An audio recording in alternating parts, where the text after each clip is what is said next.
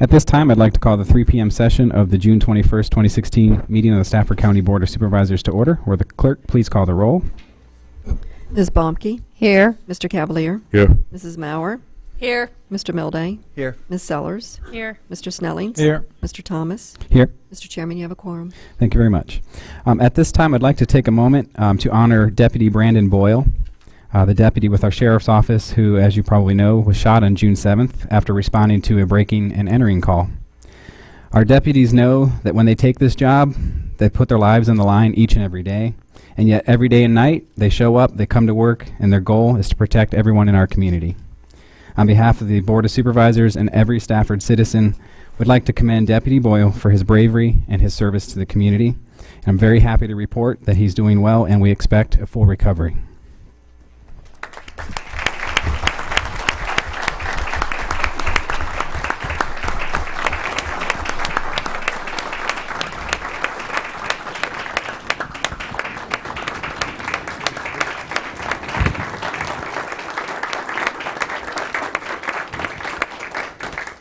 And hopefully he was watching, and if not, we'll send him a video. That was a touching tribute. Thank you. At this time, I'd like to invite our Director of Information Technology, Mr. David Knoll, to come forward. David is retiring after 29 years, and he has the distinction of being the first person in this department to retire. We have a special proclamation honoring his contributions to the county. And the board would like to thank you for your calm, deliberate leadership over these many years. We know you mean a lot to your department and to many people here at the county. So we have a proclamation for you.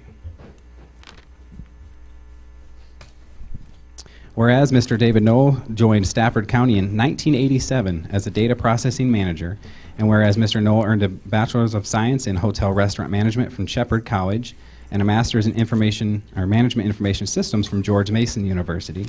Whereas Mr. Knoll is a member of the Virginia Local Government Information Technology Executives, the Fredericksburg Regional Technology Council, and the Government Management Information Sciences, where he currently serves as the chapter president. And whereas in 1993, Mr. Knoll was promoted to Director of Information Technology after IT was separated from the Finance Department. His primary responsibilities have been network services, managing, securing, and maintaining the local and wide area network, managing the county's internet, website, email, and voice-over internet protocol telephone services. In operations, he did desktop support for all hardware, software, and audiovisual systems. In applications, he was responsible for systems analysis, programming, and application procurement, as well as database administration. And in geographic information systems, or GIS, he was responsible for maintaining base maps and layers and interfacing with applications and databases throughout the county. And whereas during Mr. Knoll's tenure with the county, he created the first network for connecting PCs, developed a county-wide shared resources network for routing and storing board package documents on a secure network. He created the first IT steering committee for sharing ideas and prioritizing IT needs, and he developed a disaster recovery plan. Whereas among the major systems he helped to implement are the first computer-aided dispatch and records management system, a county-wide document management imaging system, the Hanson Building Permit and Plan Review System, a Y2K-ready financial payroll and utility billing system, and a voice-over IP telephone system. Now, therefore, be it proclaimed by the Stafford County Board of Supervisors on this 21st day of June 2016 that it be and hereby does recognize and commend Mr. David Knoll for his service and dedication to the citizens of Stafford County.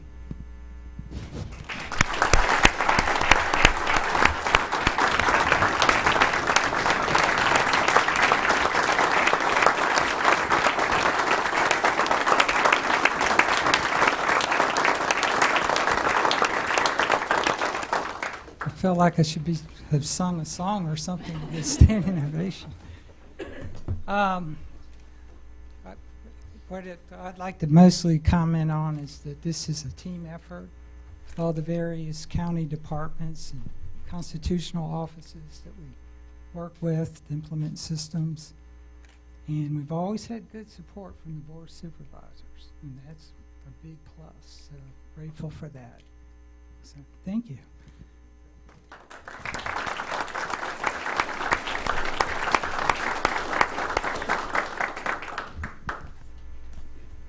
Next, I'd like to welcome Jeff Shover with Citizens Assistance and his citizen volunteers to honor their service. While he's coming up, many of these volunteers put in 200 hours or more, and some of them you'll hear several more hours, serving at our front desks and courts, really anywhere around the county that services are needed. We could not provide the level of service that we do without these critical volunteers and their assistance year after year. So on behalf of the Board of Supervisors in Stafford County, I would like to thank you for your service and dedication. And I believe, Jeff, we have a... Sure. Okay, so we'll read the proclamation first. It says, whereas one foundation of a decent and just society is the willingness of people to work together for the common good through volunteers mobilized to help those experiencing a variety of problems or issues, to give of their time to recreational and cultural programs and historic preservation, and to contribute their expertise to local government services. And whereas citizen assistant volunteers provide switchboard, reception, and ombudsman services in the George L. Gordon Jr. Government Center, and during the past year have responded to more than 100,000 requests. And whereas citizen assistance volunteer teams donated more than 40,500 hours of service in response to requests by providing data entry support, traffic and transportation service to the Sheriff's Office, clerical and reception services to the Circuit and General District Courts, and other offices as needed, in addition to providing immediate response and assistance during local weather events. Whereas the Board desires to call attention to the dedication of these citizen volunteers, and in particular to recognize volunteers who have contributed a significant number of hours of service through the Citizen Assistance Office, including Kenneth Adams, 436, Donald Brennan, 219, Thomas Kamutsis, 397, Jane Connor, 665, Charlotte Krisman, 897, Anita Dodd, 322, Christopher Estrada, 378, Valerie Hart, 260, Nick Kopczynski at 1629, David Kwiatkowski at 382, Cecilia Miller at 605, Robert Podlesny at 271, Pat Riddlemoser at 674, Mark Seymour at 1,304, William Smith at 334, and William Tigner at 200. Now therefore be it proclaimed by the Stafford County Board of Supervisors on this 21st day of June 2016 that it be and hereby does recognize and commend all citizen volunteers here in Stafford County.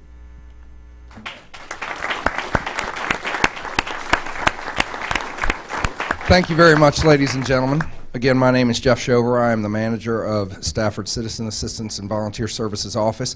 What I'd like to do, if we have any of our volunteers that are in the audience today, if you could come up here and join me, please. I would love for you to be recognized. Come on, I know you're out there. Don't be shy. Come on up.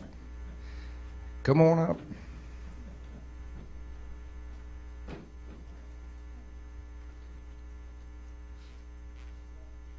Come on around this way. I promise I won't bite. Come on over here. All right, just a little. Ladies and gentlemen, these are just a few of our finest citizens that we have here in Stafford County, and I mean that sincerely. They give back a tremendous amount of their own time to the citizens here of Stafford County. To work every day like they do, come in on a regular basis, give the amount of hours back that equals well over $1 million in staff costs a year. That's tremendous dedication from our citizenry. And it's been my pleasure for 9 years now to be able to work with our volunteers on a daily basis. And again, I'm very, very proud to be the manager of this office. And I would like to, again, thank all of them from the bottom of my heart for really making Stafford County the best place to work and play and live. And we have a wonderful community. So really quickly, I would like to recognize a few here, if I could hand these out. Mr. Brennan, I'd like to give that to you. All right. Mr. Kopczynski, there we go. Mrs. Valerie Hart, there you go. Sure. Mr. Tigner, there you go, sir.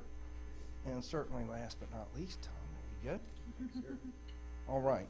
Again, ladies and gentlemen, join me, please, and give them one more big round of applause. Thank you.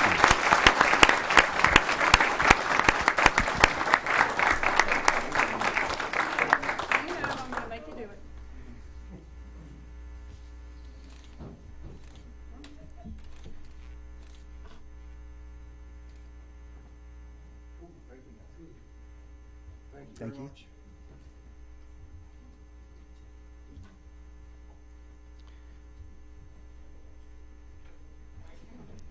At this time, I'd like to invite the North Stafford Rotary members to the podium, as well as staff members who helped assist with the Flags for Heroes display event. I think we have John Kindred, Mike Filippi, Sean Bouchard, Tim Trice, Travis Sullivan, and Anthony Tuago.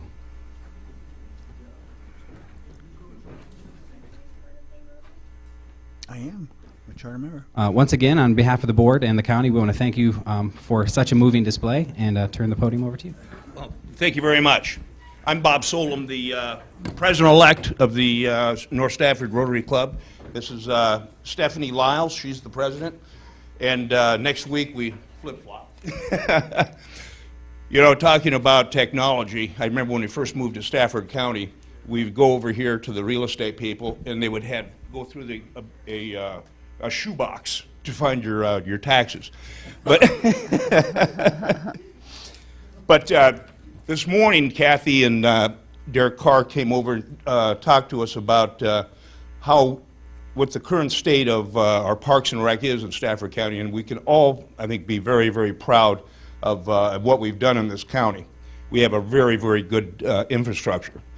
A couple weeks ago, we had a certificate we presented to the Board of Supervisors, and that was kind of an umbrella type thing. Then we thought, you know, we've had some people with some real hands-on experience here and help. I think it was probably 10 months ago, we met with your staff, talked about what we wanted to do, and they have been cooperative at every level. When we first put the flags out, if we hadn't had the help of our Parks and Rec people, we'd still be drilling holes out there or pounding them. They came out with a drill and an auger, and it went very, very good. So I want to present this to you on behalf of, and you can accept that for everybody that helped us out. Good. And and we're going to be doing this next year. And this year was kind of, you know, drinking through a fire hose because it was the first year we did it. But I want to thank everyone up here for your efforts. We couldn't have done it without you. Also, we'd like to present a T-shirt. When I get the sizes for everybody, we're going to have one of these made up for each volunteer. There's one of the ladies in our Rotary Club, Dee Dee Large. Her company donated these things, and it's Major Impressions. So when we get the sizes, I'll bring them over to your office over there. But again, I just want to thank everybody for their help in our effort, and we'll be back next year. Okay. Thank you.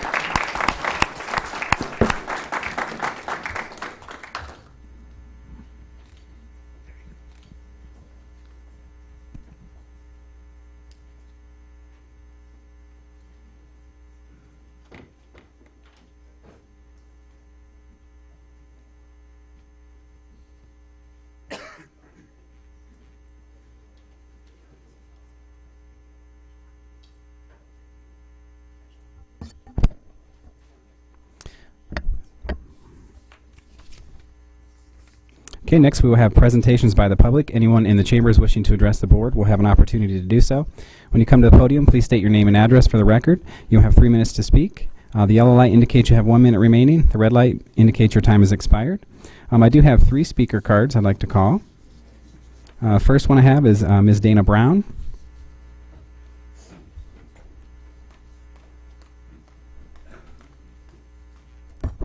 Hi, I'm Dana Brown. I live at 41 St. William's Way here in Stafford in the Rock Hill District. And I'm here today because I would like to express my support for Agenda Item 24, which is the Brook Road improvements.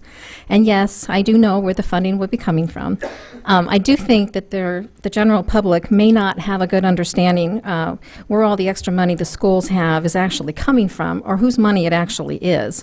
schools are to be funded based on their needs. The extra money in the schools came from school staff being less than honest about what their needs were. Frankly, I think it's lying, but it was years of telling yourselves and the school board they didn't have enough money for technology or books or supplies or sports or teachers, when in fact there's been plenty of money, and I think they were operating a private little slush fund. I agree with Ms. Maurer. I think they've been on a bender with a credit card. Maybe not the school board, but certainly their staff has. Staff always made sure the public had their canned talking points to come to you teary-eyed with their tale of woe that they needed more money. And as a result, what you've done is you've taken away from other areas of the county to feed the school's appetite. I mean, the sheriff's department's been cut back, our road funds, we've taken a lot of money to try to squeeze out extra stuff for the schools, and we didn't need to all this time. So we need to go back and start paying ourselves back where we have some real needs.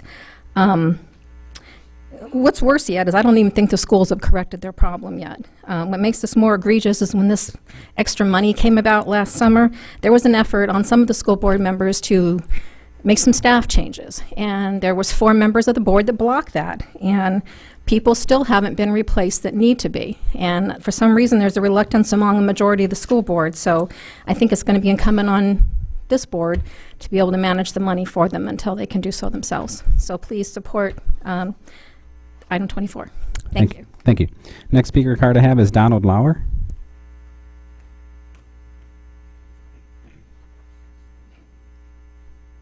Or something similar to that. Next one I have is Sean Weingast.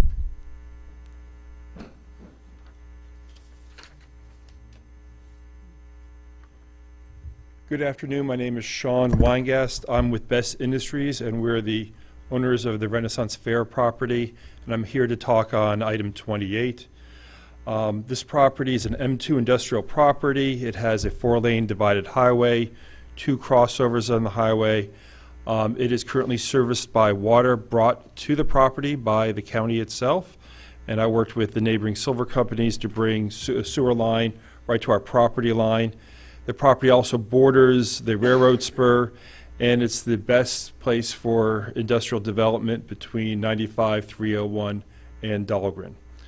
I'm here to talk about the comprehensive plan. I want to thank everyone's work on the comprehensive plan, which is now you're going to be have an overview by Mr. Harvey later today.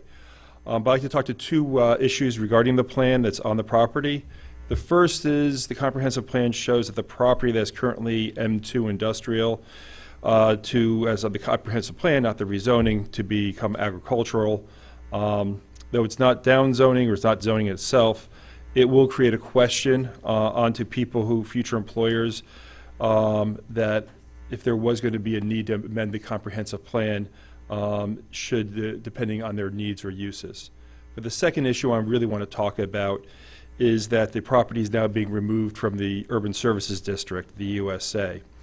By taking the property out of the USA, as written today, there would not be an ability to extend the sewer lines or the water lines within the property. That effectively stops all development within the property that is now planned to be 24 separate pods for different industrial users.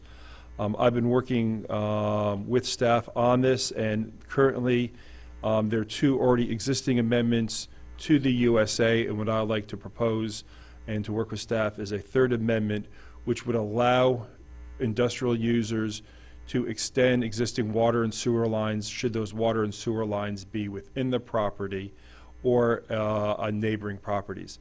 This would allow existing development on properties that are currently zoned appropriately and that have sewer and water services brought to the property or adjacent to the property. I'd like to thank everyone who's worked on the comprehensive plan. I know there was a lot of work on this. This issue was not discussed, so has not been brought up to the group, but so therefore it's a new issue, and I'd like that to be considered as a 3rd amendment to the USA. Again, I thank you for your time, and I return the time to the chairman. Thank you very much. Next we have Sheila Tittle.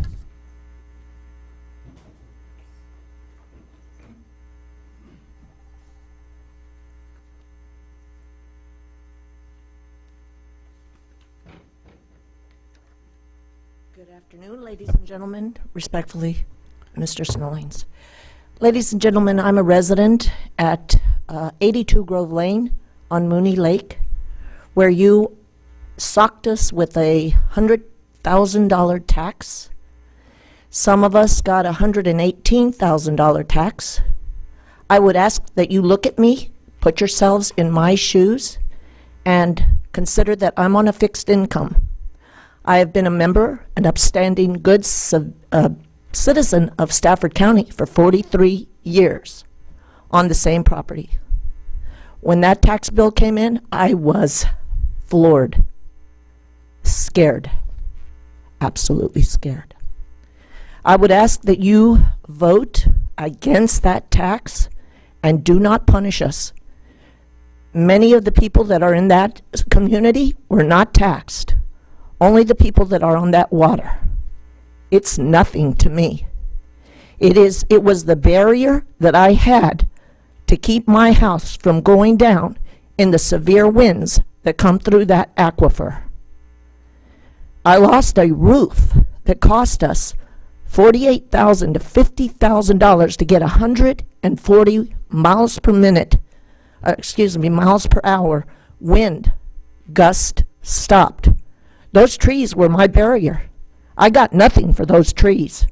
I came in here and I became that citizen 43 years ago, and I've paid my taxes religiously, and even more than I should be.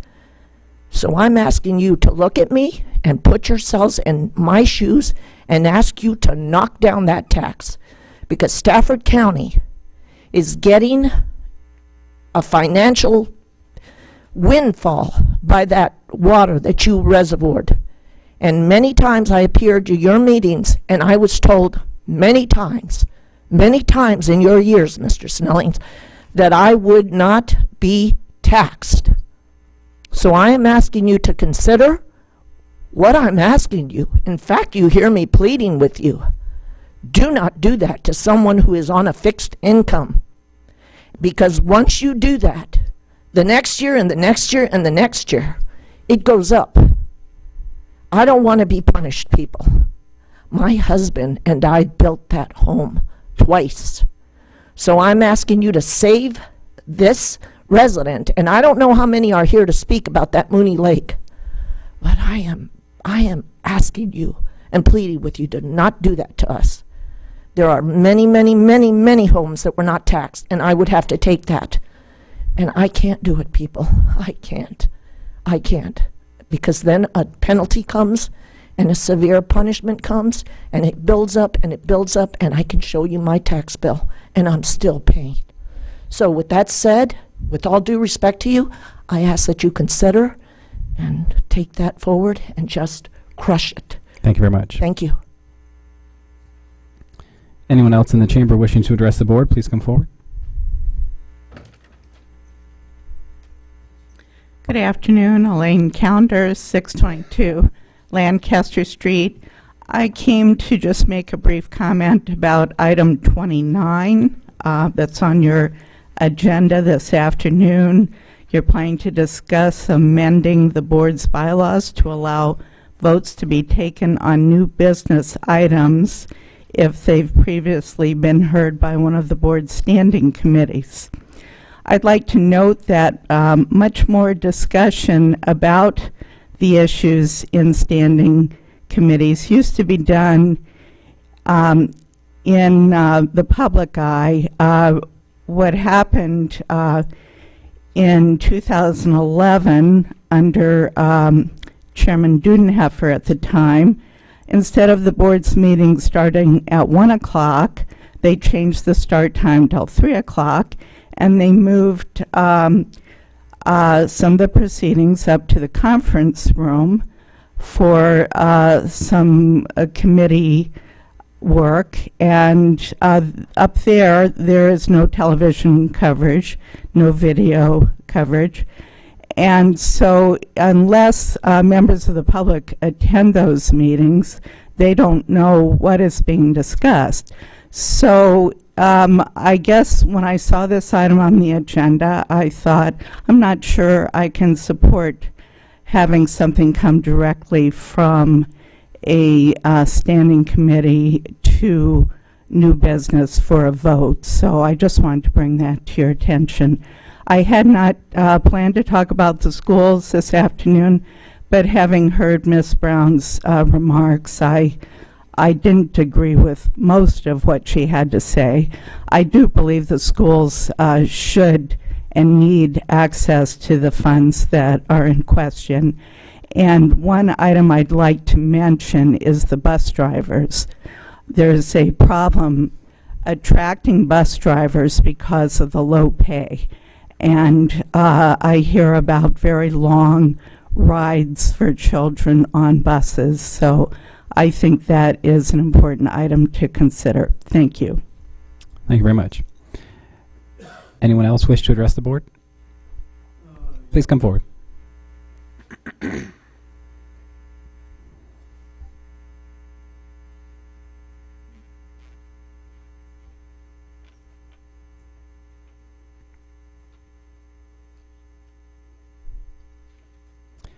state your name and address for the record, please. Yes, I'd also like to talk about Lake Mooney tax relief. Sir, could you please state your name and address for the record? Donald Lauer, 14 Colwell Court, Thank you. Fredericksburg. I would like to thank the board for addressing this issue and to thank our representative, Supervisor Snellings, for his support on this. When land values escalate instantly through no action by the landowner, the phrase adverse influence is used. Adverse influence very much applies to the Lake Mooney residents. Many of us have been here long before the reservoir has been conceived. We should not be burdened with a tax increase, and indeed, the county should have adhered to its original statement that no tax increase would be levied. Tax increases, please also remember that the proposed resolution is not tax relief, but actually tax deferral. If the resolution passes in its current form, Lake Mooney residents will be responsible for this sudden windfall increase in land values when they sell their land. Tax relief only stands while they maintain present title. Thank you. Thank you very much. Anyone else wish to address the board? Okay, seeing none, we will close presentations by the public and move on to committee reports by board members. Mr. Snellings. It's rare that I get to go first. Thank you, Madam Clerk. I just want to thank everybody for their well wishes while I was out sick. I had the flu. Believe me, it was a bad case of it, and I appreciate all the calls and text messages, emails I got, and I also want to apologize to those folks that are still on my callback list. I got a little behind. I got the flu because I'm an idiot. I didn't get the flu shot. And as my granddaddy always said, who acts as his own doctor has a fool for a patient. So I'm the fool. I can assure you I will get my flu shot next year. Just a quick update on the Veterans Memorial. We need 158,000 more, and we'll be able to go to construction. As a matter of fact, we've already started some of the preliminary work, so our goal right now is to have a groundbreaking on Veterans Day, which is November the 11th. Last, just want to chastise the Freelance Star, and not you, Vanessa. You do a fine job. I've been reading a Freelance Star for about 60 years. It is a tradition in my household to get up every morning with the Freelance Star and a cup of coffee. Now, most of the people that read the Freelance Star are just like me, and I'm talking about the print version. We're senior citizens. Guess what happens when you get older? Your eyesight gets worse. So what did the Freelance Star do? They reduced the size of the paper. Now, someone once told me you don't argue with a man that buys ink by the barrel. And I think I've been pretty diligent in that, but now that he's buying it by the quart, I think I have a beef. So I would like to know how that decision was made, because when that decision was made, common sense was not on the guest list that day. It just was not there. So I'm urging everybody to go back to the Freelance Star. You can call them, text them, email them, and say, come on, folks, give us our paper back. Please give us our paper back. Thank you, Mr. Chairman. Ms. Baumke? All right, bear with me because I do have lots to say, Paul. I attended Dare Day, as the sheriff mentioned. I was at Park. It was a gorgeous day. And I just have to say thank you to the football players that came out from Stafford High School. I don't know how they were selected, but they were kind of role models for the Dare kids that day. And it was really neat, whoever orchestrated the setup, which I believe was Deputy Tracy Scoggins. You know, usually we've had for years the hill drip truck that comes out, and that's where we do the presentations. But this year, they had the presentations at the celebration stage, and then all the children, all the fifth graders, sat up on the hill. So it was a great venue, and I just really, a big shout out to Deputy Tracy Scoggins, who manages the entire DARE program, because it is a great program, and I hope it never goes away in Stafford County. I just wanted to also mention that Bob and I attended the White Oak Rescue Squad delicious dinner and awards, and thank you to their volunteers that serve that community every day. The Stafford High School graduation, it was the first graduating class, Paul, from Stafford High School. And the valedictorian and the salutatorian both spoke about the new school and how much the new school meant to them and how it does make a difference in their education. So also welcome home to Deputy Boyles, who we just recognized a few minutes ago. I'm hoping that he's having a healthy recovery. I also attended the school reception, retirees reception, and we had a lot of teachers that are retiring. So a lot of knowledge that's going to be lost June 30th, but hopefully we'll regain that with all of our new young people that come online, that have a lot of new energy and new ideas. We had an interesting 3-on-3, and I guess I'll let Jack or Wendy or Laura report on that. But I'm excited to know that we have another one set up for August, which is the 3 school board members with the 3 supervisors. Last night I was at the GWRC, which is George Washington Regional Commission meeting, and Supervisor Sellers was named the second vice chairman for that.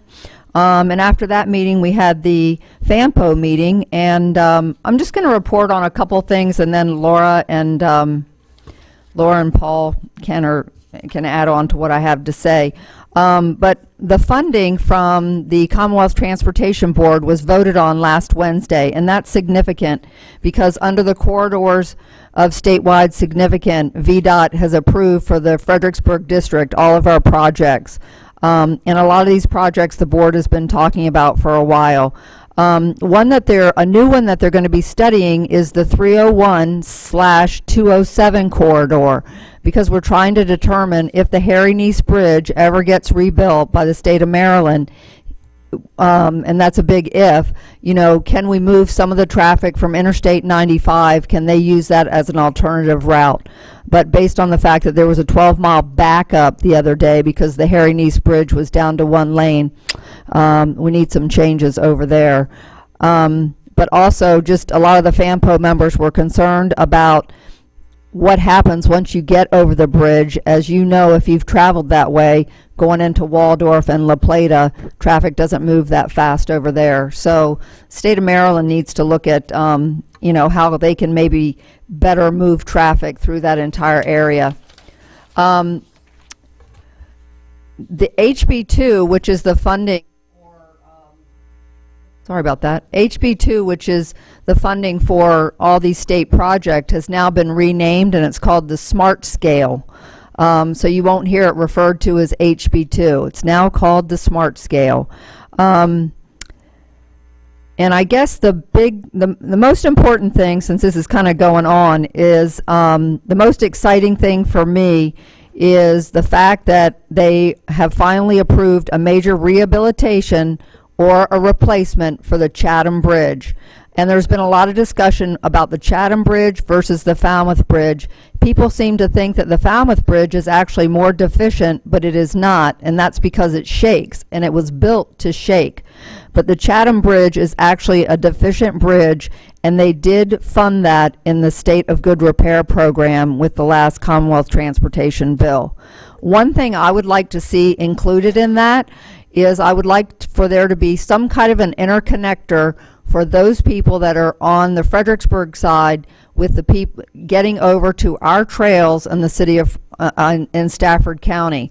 As you all know, we have a trail that goes from Belmont and eventually to Ferry Farm, and I think it would be great to have our citizens be able to travel over safely over the Chatham Bridge and be able to use the trails in Fredericksburg and vice versa.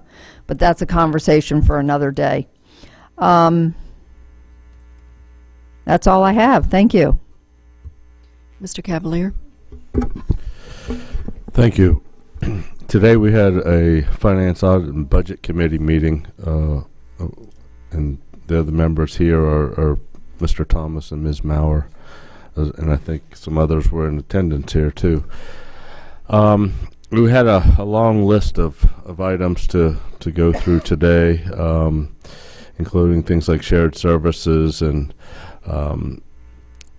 the audits that we do with the schools, and a lot of things were still to be resolved. We did talk a little bit more about the carryover funds from FY15, and then we had a recommendation from the committee to allocate the money planned for appropriation for school buses for today's full board. But that was the only action we had on that particular thing. We did have a discussion regarding the financial software, but there was not enough consensus there to bring it forward. We also talked about the R Board cell closure financing, and we approved a new position for the Office of Clerk of the Court today. That's largely funded by the state. Went over a contracts officer position description that will also be a shared position with the school system, of which their school board will have to approve that additionally, and talked about how we're going to go forward with the CIP process in the future, and had a good example from Albemarle County on how they do a joint CIP and rank all the projects, both school and county projects, together, and that's something that we're going to look into heretofore.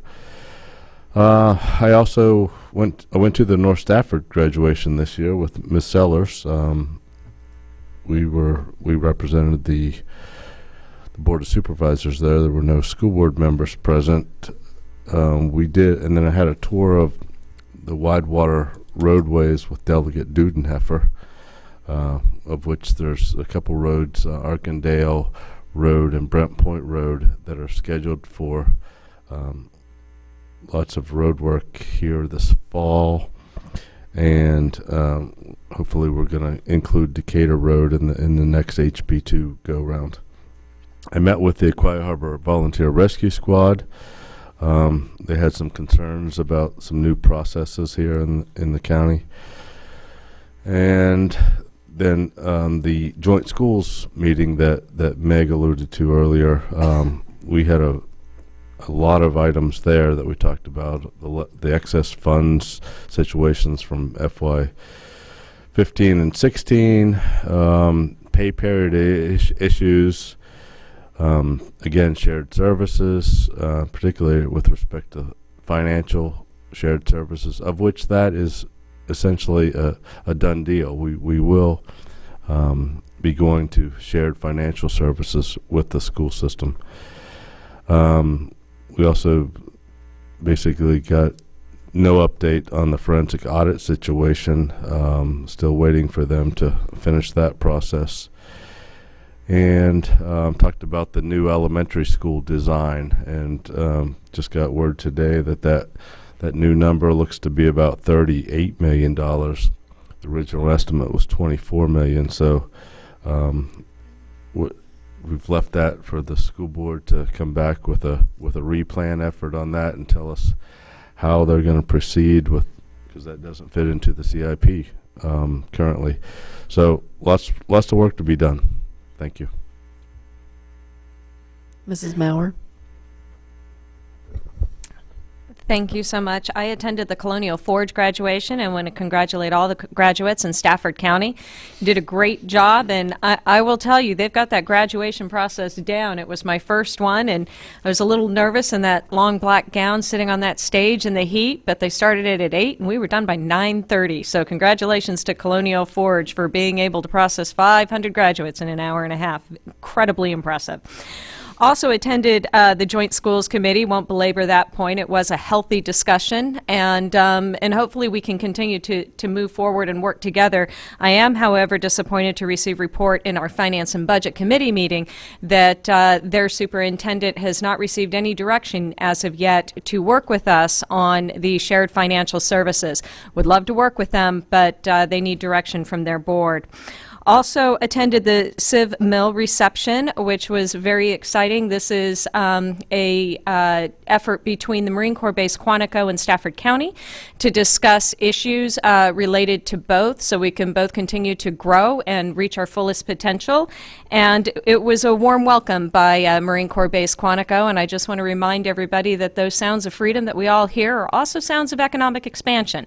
And they contribute more than $4 billion to our regional economy. So it's great to have a healthy relationship with them, and I do appreciate their support. Also, in the Finance and Budget meeting, very excited about the prospect of the CIP process. One of the items that's very important to me is to stop pitting the county and the schools. The school money, county money, it's all taxpayer money. And I think the CIP process that we're looking at, and it was referred to the Joint Schools Working Committee, will go a long way to racking and stacking and prioritizing and looking objectively at all of our not only maintenance projects but capital improvement projects. And I also want to thank Paul Milday, because he was the one that brought this up early on. Right after I got on the board, and so we're moving forward on it, and looking forward to what the Joint Schools Working Committee comes with that. Also attended the Crossing Point Day School graduation. I was honored to be the keynote speaker there. And this is a private day school that teaches our children, their students in a different way. They are Stafford County students, and I want to congratulate Vicki Chalucci. She is 14 years old, just graduated from high school, will be attending the University of Iowa in the fall as a junior. And the reason she is going to be starting as a junior at the age of 14 studying microbiology is because of Germanna Community College. So she utilized the dual enrollment program, took a number of courses at Germanna, and it says a lot. Our local colleges they accept credit at the universities. I think that's brilliant as a parent with a child in higher education, but the fact that University of Iowa is taking those credits as well says a lot about the education that we're getting at Germanna.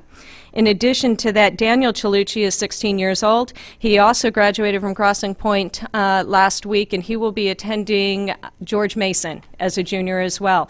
Same program, utilizing the dual enrollment. So congratulations to both of them, and Gary, they're in your district. So, Absolutely. And then finally, we had a tragedy in my district, and it was very devastating. We lost one of our young people, and I want to thank Jim Stemple with Mountain View High School, the principal there. He was very kind to open up his school and provide a candlelight vigil for this young man. He also sent out a voicemail, which was a recorded message, which was the epitome of what should be done. And it was well received by the parents, and it was well received by the community, and he should be commended on the message that he sent out. And I'm sorry I get a little teary about this, but on Sunday, Father's Day, I received a call from the family. Give me a moment.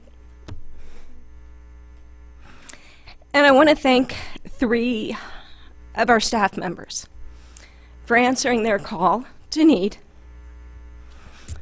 All right, Anthony, you're going to have to do it.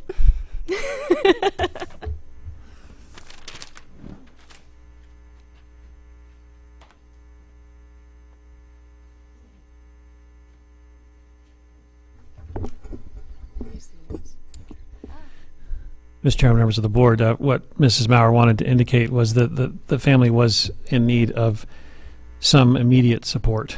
And so we contacted Ron Branscombe with the Community Services Board, and his folks were immediately on the case, and in particular with CSP staff, Honoré Sherrod and Jackie Kabuki. And we're very grateful to them for the Sunday work. They were with the family also on, yesterday morning, and we'll stay with them just as long as they need them to provide support in this very difficult time.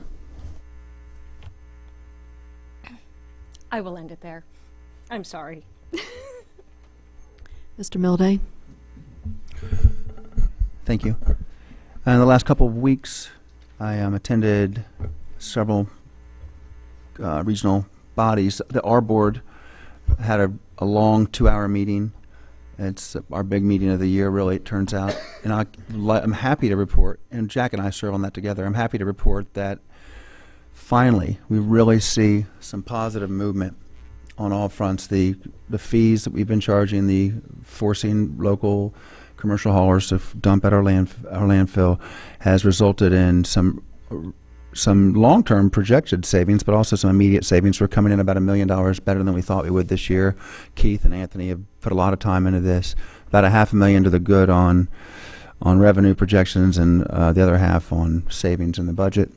And so it finally looks like we're going to stabilize, and that is good news. If you've lived through the hell that is the landfill over the last several years, then that feels really good. I mean, Gary jumped off ship. I lost him. I did my time.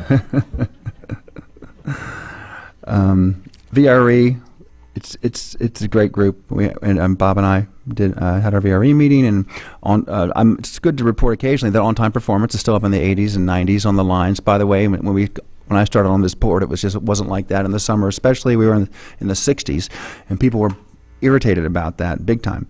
So and there's a lot of talk. We're slowly growing, expanding. There's the talk. The theme is we don't have enough money, but that's the theme I hear on almost every board I sit on. So, and they're working diligently on the Gainesville extension. And mind you, that Northern Virginia now has their own funding for transportation. And a lot of these things they're talking about are being funded for them by them. The other members besides Fredericksburg, Spotsy, and Stafford. Last night we did have a great FAMPO meeting. Finally, that controversial $280,000 study of 95 is starting to yield results. Turns out it's going to benefit that money. The number one. We had a great presentation by the consultant as to where the problems are on 95. What are the problems, right? You should seem obvious if you live here. But it doesn't seem obvious necessarily to those people studying it. The number one priority project that we will probably recommend I'm going to keep calling it HB2 funding for a while because I don't like these silly names they come up with to sell them to the public. Smart Scale. HB2 is going to we're going to recommend. We're going to ask for a priority project. Will probably be the northbound Rappahannock River Bridge and associated 17 improvements. So Rappahannock River crossing on 95, adding a couple of lanes, and the associated improvements at the 17 interchange. Absolutely sorely needed. What that will alleviate is your biggest problem is your Sunday night traffic. That's where the problem is. And in addition to that, they'll add a 10-mile tail. It's a forward tail, though. It's going the wrong direction to be a tail unless you're a Comet. And it goes somewhere towards Centerport Parkway to try to, because what happens, you're going to be going from 5 lanes to 3 lanes if you don't do that. So that tail, if you will allow a long area for merge. Of course, way down on the list of things they want to take care of is adding lanes to 95 South. And I want to take a minute to make sure people understand this. Right now, we have a 2-mile extension of the hot lanes that's going to start construction any day. They're moving quickly on that. It's going to just bring it slightly to the south of 610. They say that'll alleviate a few minutes daily one direction and almost nothing the other direction. They are convinced, VDOT, that they're going to have enough cost savings in the current bid for the Courthouse Road interchange to see an exercise bid alternate that's been asked for by the people bidding the project, and we'll see those results September, October, to keep adding a general purpose lane at the end of the hot lanes down to the Courthouse Road, new Courthouse Road interchange, which will be a half a mile south from here. That's all we've really got for sure, and that's if you count that second thing I just mentioned for sure. After that, you don't have a lane down to the new 17 interchange yet, and you certainly don't have anything coming north where we have the traffic from the Rappahannock River all the way up to, in the mornings, to the hot lanes. We know we've applied for a $1.4 billion, as the state has, $1.4 billion in Atlantic Gateway funding, but we don't know how much of that we're going to get. So there's a lot of questions about priorities, but what I am told, and this is interesting and it's delicate, but the state has a preference, and the fact that the state has a preference means it may matter how we approach this. So we think it's smart to ask for the northbound river crossing.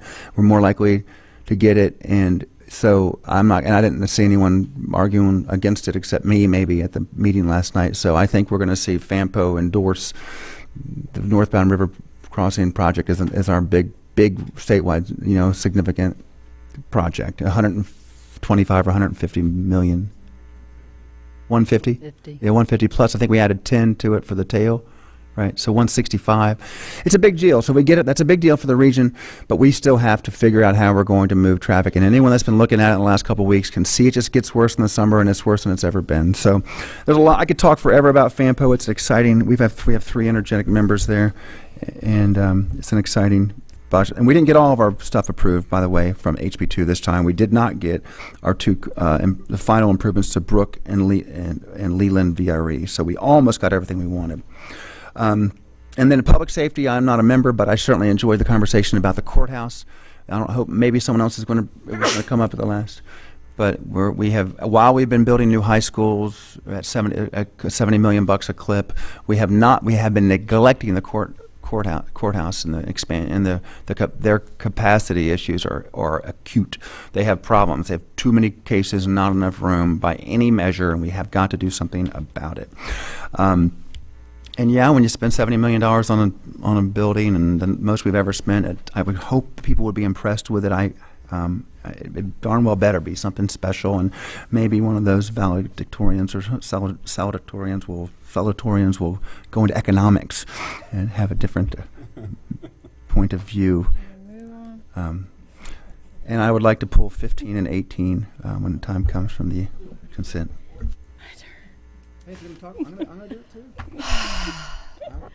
Ms. Sellers? Trying to keep up with me. Like everyone else, had a busy couple of weeks, attended North Stafford's graduation, and Mr. Nichols going away. He has been moved to central office, which is great news for him and for the school system. And a graduate of North Stafford, so I'm completely biased as to where the best high school in the county is. However, watching those kids graduate over the last few years, this is probably my 9th or 10th graduation to attend, those kids really have not only a respect for Mr. Nichols and the system there, but they also have a comfort, and to watch them celebrate as they walk across stage is something very unique to North Stafford. And it's kind of interesting, not just as somebody who's from there, but in my social work capacity, just to watch them grow as young people. Also attended Chaplain. We are looking at a couple of different things, but possibly some pay raises for our staff. We're looking at when the last time we gave them a pay raise was. GWRC, as everyone said, but a couple things that stood out to me as we're talking about regional landfill beyond just the city and the county. We're working with Spotsylvania and Caroline and King George as well to see if we can't grow the amount of trash that we generate. And that's not really my area, but that's pretty much what was said. July 25th, GWRC is going to go out to Charlottesville, and they're going to look at some of the facilities and ways that they are handling affordable housing and homelessness. So an interesting statistic, Virginia, we actually lead the country in combating homelessness for vets. So we have the fewest number of homeless vets in the Commonwealth of Virginia. And we couldn't say that about 3 years ago. So we've made a really big push in the Commonwealth, and we'd like to continue that. At least I would. The other thing that came up is, and this is not in my district, but a train, an alternate route train that's going to cut through the county. So for folks, especially in the southern part of the county, if you've received one of these letters from DRPT, open it up and look at it and give us some comments, because we're going to be generating our opinion and hopefully getting something back to the state on that. So kind of an interesting thing that I wanted that Ms. Maurer didn't mention for herself is last night she received the Meritorious Service Award from AFCEA. It's pretty interesting, and I thought everybody should know that for her hard work and just representing everybody here in the county and the region. She puts a lot of work in and gets a lot of scholarships for our young people. And finally, the Public Safety Committee. We had a good discussion on the basic life support, and I'm actually going to ask the members and work with Anthony to call a special meeting for public safety. Based on the conversations, I think we do need to sit down, and I do think that the politicians need to get involved in this a lot more detail. There's a lot of emotion here, and so it's my desire to call a special meeting. So the members of that committee, if you guys could look at your calendar, and the folks, the volunteers who are watching, and some of our EMS, check your calendars and let us know, because it's going to be in the next few weeks. And that is all I have. Mr. Thomas? Thank you. Ms. Sellers and I attended the joint vice chair meeting with the superintendent and the county administrator as well. We discussed some of the revised numbers, which I do believe made it into the package I was just looking at. So we'll have those numbers to discuss later on. The only other thing that wasn't mentioned, Mr. Dayton and I had an opportunity to go to Chatham Manor. As many of you may know, the leadership there has changed, and we were hesitant, or we lost a little bit of steam on the Ferry Farm Trail project. So we went down and met with the new director, Kirsten Talkin-Spalding, I think is how you say her last name. She's been some pretty neat places. Haleakala in Maui was one of her assignments. She also opened up the new National Park Service property at Fort Monroe. Did some work with headquarters up in D.C., and she actually just came off of a year fellowship with the National Park Service in Congress. So very well-rounded individual.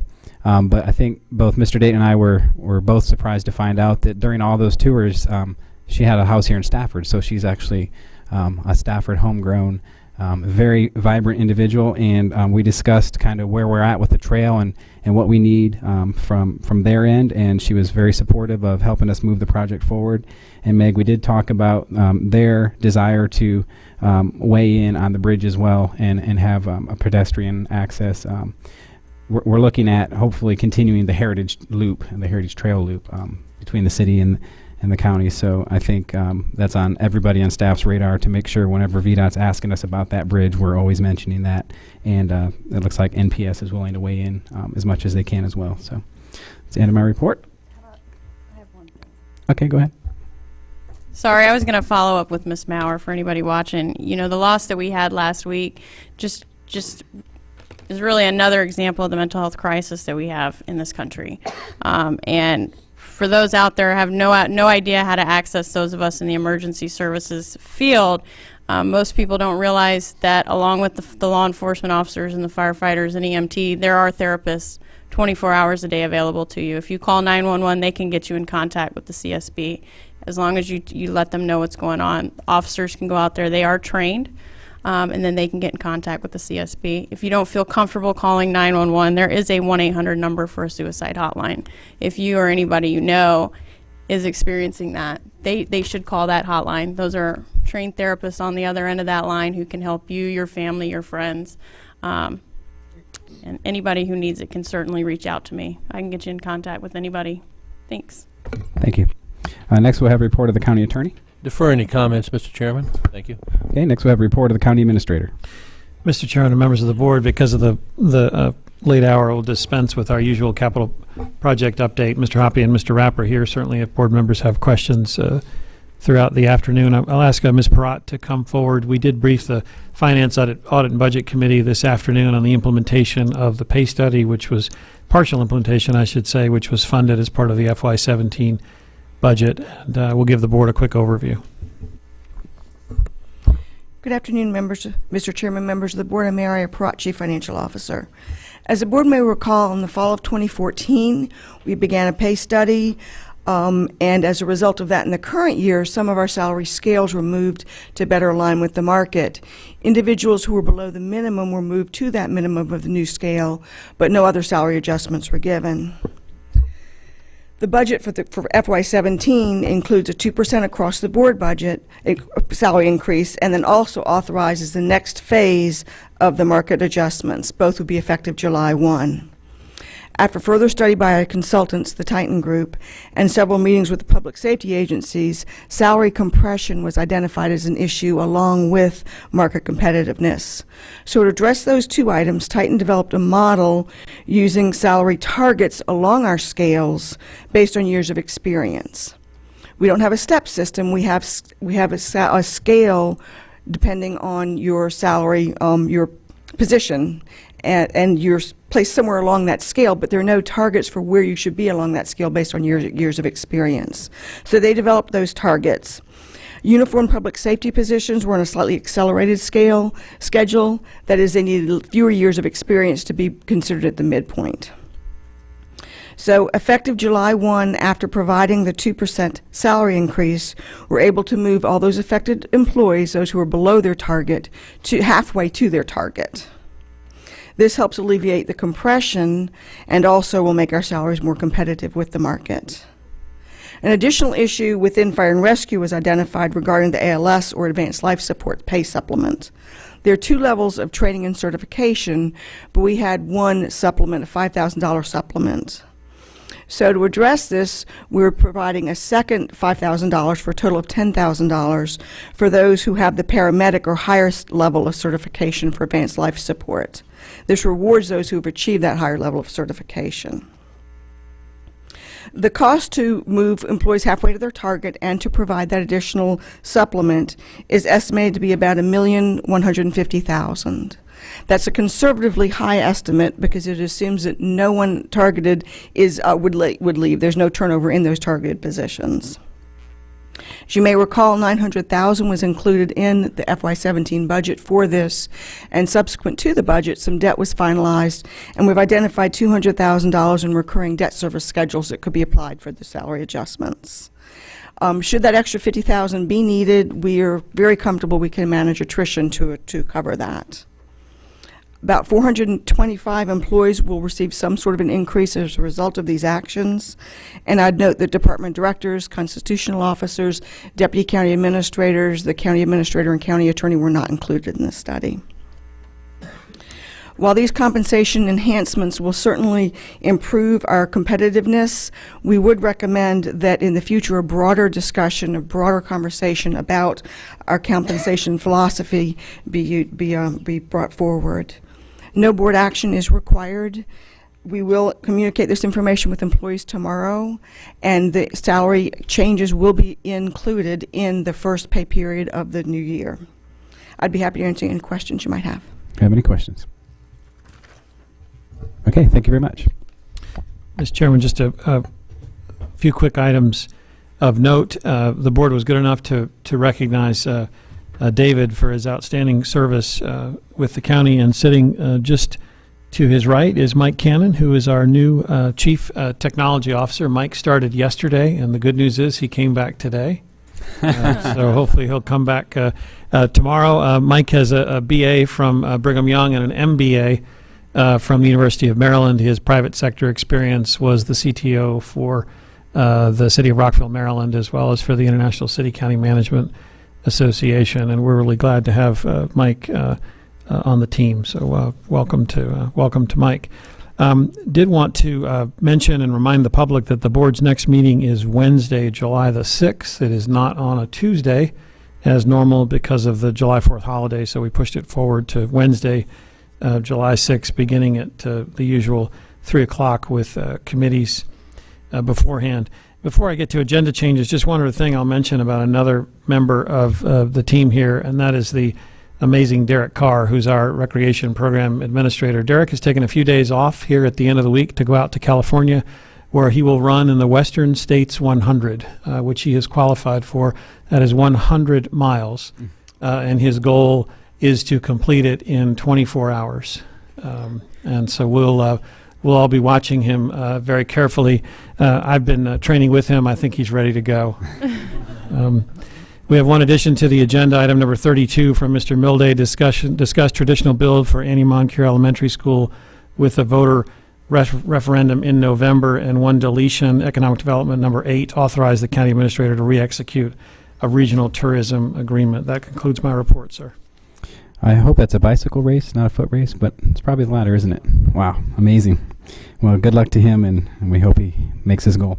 Me too. I'm running 100 miles. Okay, do we have a motion to approve the agenda with the one addition and the one deletion? So moved. Okay, we have a motion. We have a second by Ms. Mauer. Any discussion? Please cast your votes. Tally the votes. Okay, motion is approved. Next, we have the consent agenda. I heard number 15 and 18 are being pulled. Any other items wishing to be pulled from consent? Number 12, the Okay, animal. we have 12, 15, and 18. All right, I'll take 12. I think I pulled 15 too, an email this morning. Yeah. Or do you need a motion? It's a long list, so I'm giving us a little extra time to look. Okay, hearing no others, do we have a motion to approve consent agenda minus 12, 15, and 18? So moved. Okay, moved by Ms. Mauer, seconded by Ms. Sellers. Any discussion? Cast your votes. Tally the votes.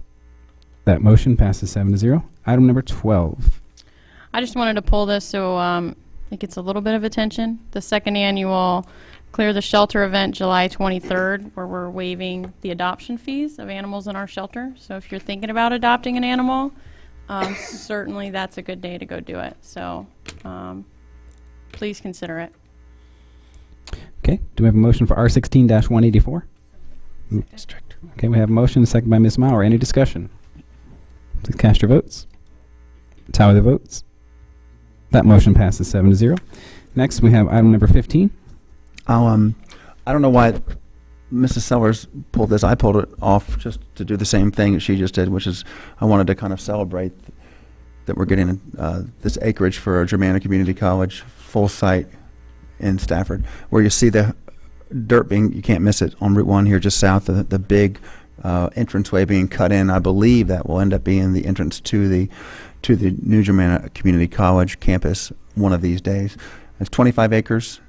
Was dedicated, and we think we can add a few more acres from the R board. It's not a done deal, but what is that acreage? It's 10. 10. So we'll have 35 acres for our own real community college campus here in Stafford. I'll move approval. Okay, that's a motion for R16-186, seconded by Ms. Mauer. Any further discussion? Please cast your votes. Tally the votes. That motion passes 7-0. Next, we have item number 18.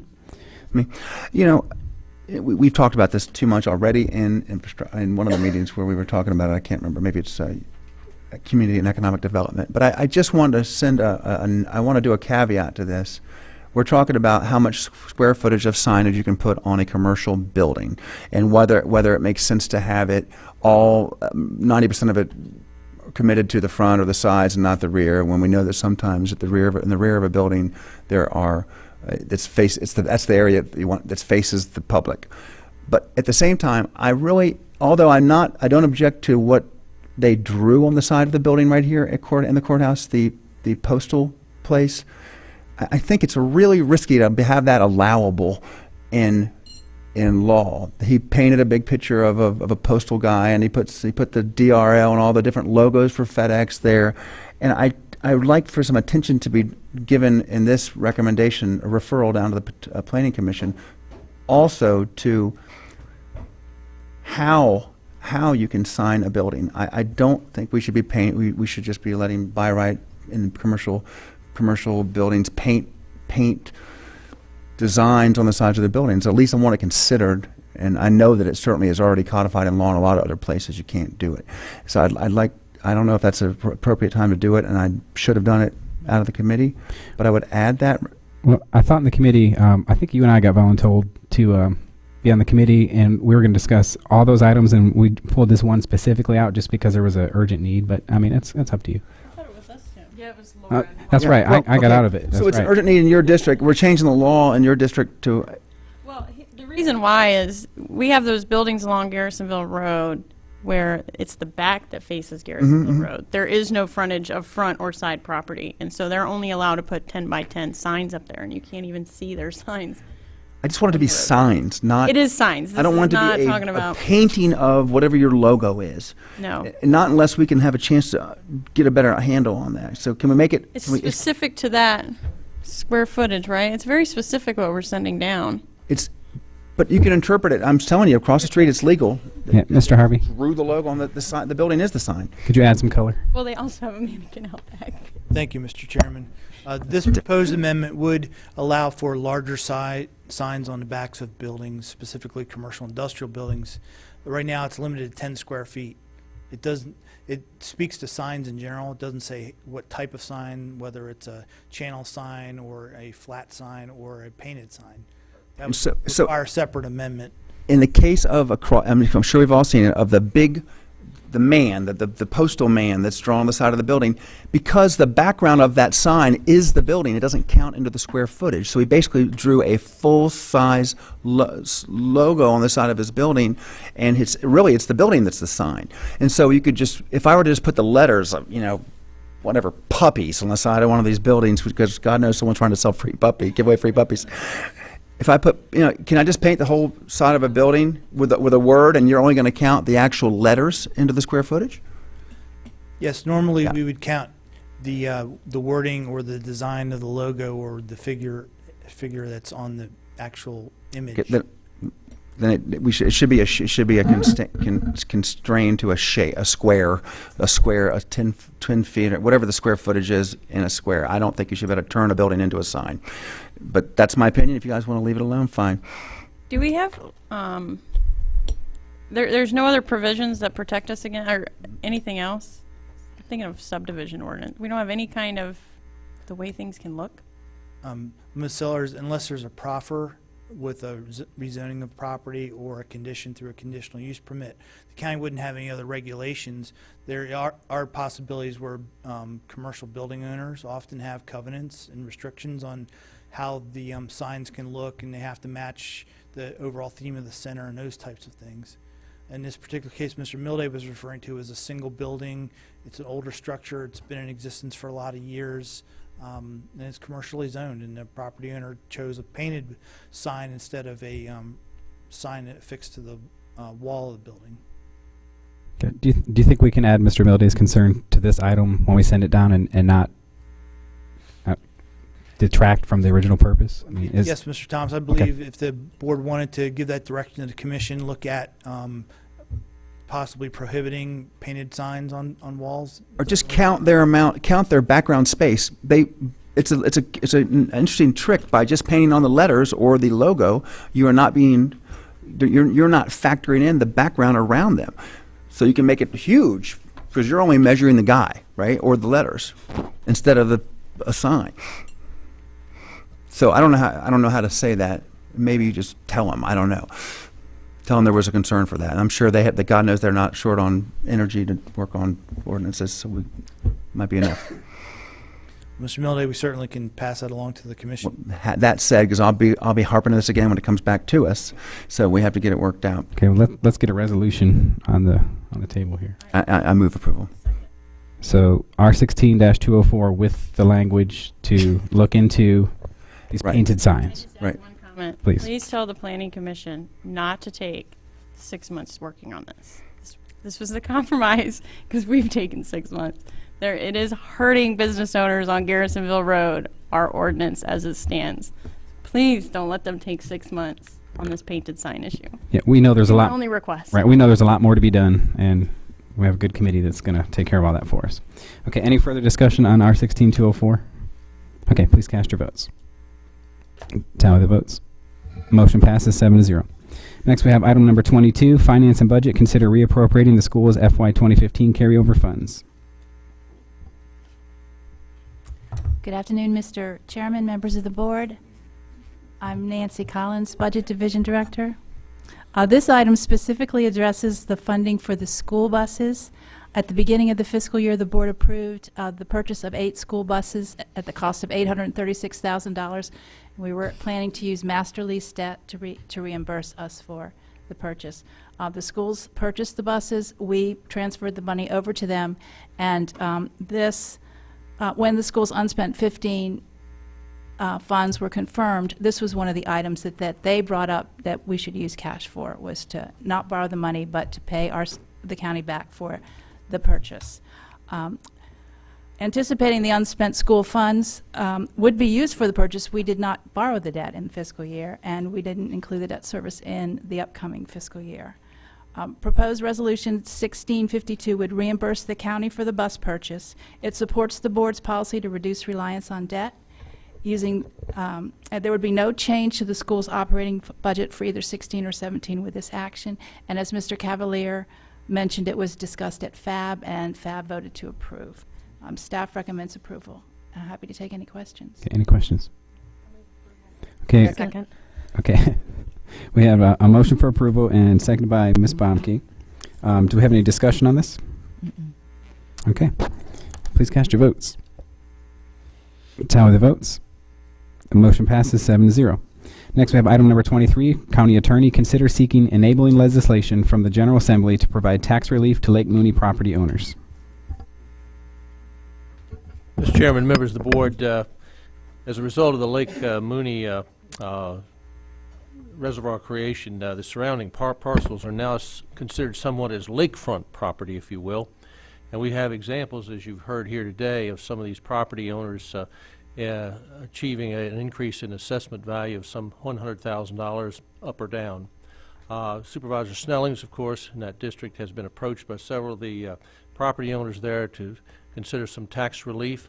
Our office has proposed a resolution that you have as part of your package. If you'd like to consider that for discussion and vote, that will move this along for appropriate relief. And I'll yield to Supervisor Snellings if he has any additional comments or remarks. Thank you, Mr. Schuman. I just want to emphasize to everyone that this does not give tax relief. This board does not have the authority to give tax relief to anyone. That can only come from the General Assembly. What we're hopefully passing here this afternoon, is a resolution to our state legislator asking them to provide tax relief for the residents around Lake Mooney. That's the only authority we have. So based on that, Mr. Chairman, I'd like to motion for proposed resolution R16-171. Okay, do we have a second? Second by, let's see. Ms. Sellers, yeah, I think you were first. Okay, do we have any discussion on this? Please, Ms. Maurer. When we go before the General Assembly, so when we discussed this before, we discussed potentially a rollback tax philosophy, methodology. Is that being incorporated into this resolution? I'm going to call on Assistant County Attorney Janice Galloway, who worked on this particular staff item. Supervisor Maurer, we're basically asking for any and all assistance. Use a microphone, please. We're asking for any and all assistance that the General Assembly can provide. That would include rollback. We didn't want to limit the General Assembly, so if they want to make a constitutional amendment, if they want to make a statutory amendment, we want to leave it open to the General Assembly to make that decision. Okay. And I just Go ahead. follow on. I mean, I'm wholly in support of providing some sort of tax relief. Obviously, this waterfront property was a decision that we made as a county, and but I want to make sure, because when they do sell their property, they will experience a significant amount of a windfall, that we are able to collect those back taxes. Would be my only request, Mr. Snellings. I don't have a problem with that, adding that in. It would be, I'm assuming you're talking about a 5-year rollback, like we do for land use. I could accept that. The question now is, can we go ahead and vote with that addition? Do you want to modify the resolution? Yes, I'll make a motion to, if I could, Mr. Chairman, to pass R16-171 with the modification that we add in a 5-year rollback. Okay, Ms. Sellers, you okay with that as a seconder? Good. Okay, any further discussion? Okay, please cast your votes. Tally the votes. Motion passes 7-0. Thank you. Thank you. Next, we have item number 24, County Administration, allocate funding for construction of the Brook Road Safety Improvement Project. Mr. Chairman and members of the board, R16-187 authorizes the allocation of $2,850,000 in FY15 reserve funds toward the completion of the Brook Road Safety Improvement Project. The project was part of the 2008 transportation bond referendum, has been in the county CIP for a number of years. We are completing design and right-of-way acquisition over the course of the summer and into the fall, and the project will be ready to bid this fall with construction beginning early next year. Staff recommends approval. Okay, any questions? I'll move approval of R16-187. Okay, we have a motion. Do we have a second? Okay, we have a second as well. We did have a discussion item. Yes, I just want to make sure, because I've heard debate back and forth. Will any of the schools' leftover money be used for this project? Where is the additional match money coming from? My assumption when I got the ball rolling on this again was that indeed the carryover funds for this current year and past year were certainly one of the sources, could be the sources of the $2.8 million, not the additional $2.8 million in match revenue from the state that we'll lose if we don't do this, but certainly for this, what I would call the our side of the match. But if Mr. Romanella has a better answer. Okay, so if we didn't have the, I'm sorry, go ahead, Mr. I was going to say the $2,850,000 are the funds identified from the school funds from FY15. Okay, so that's what I wanted to Yes. verify, because in the fifth paragraph down, it says funds reserved from fiscal year 2015, and I wanted to make sure that right now those are technically county monies, but they're monies that were essentially left over from the schools. Is that correct? That's right. Funds that are unspent by the school board lapse, and they're under the control of the Board of Supervisors. So those are lapse funds from FY15. They were school funds. They're now under the control of the Board of Supervisors. Okay, and if I understood correctly in the Finance and Budget meeting that we just had, or committee meeting, that the schools have not come back to us yet with what they want to spend that remaining money for, correct? So if we vote in favor of this $2 million for the Brook Road project, that's $2 million less for the schools. Is that an accurate statement? Well, there's two questions there. We have a list from the school board. To my knowledge, it hasn't changed, and it's in your add-on folder. The only changes are the principal amount on the financial system has gone down because they've made a payment. And then a couple of items that they had asked for out of FY15 funds, they have fronted the money in FY16. So that has come out. Or those numbers, one number's gone down, both of those numbers have come out. But we do have $2.85 million in FY15 reserve funds, should the board choose to appropriate them for Brook Road. Okay, and then I have a follow-on question. If state if gasoline prices go up in this next year, calendar year, fiscal year, either one, we would be able to use some of those monies to match our share of this project. Would that be correct? Yes. Okay. Okay, Mr. Cavalier? Just to clarify that a little bit more, the school's FY15 carryover request included three items now that we've already appropriated toward them. One back in December for $1.15 million, and then we did we've reserved their school capital project reserve to the tune of $1.5 million. Today we just approved another $836,000 for the school buses. So, and the schools, because of their overage from this fiscal year to the tune of about $7 million, I think, they've already taken off the chart $1.85 million for infrastructure projects, as well as $95,000 some dollars for driver's ed cars. So, so that only leaves then three other items here that really remain in question. Well, two really, and then another category. But the Moncure Elementary School, $2 million, that's still being basically held in abeyance at this point. The financial system master lease debt pre-payoff really is to the tune of $1.857 million, which we need to discuss further.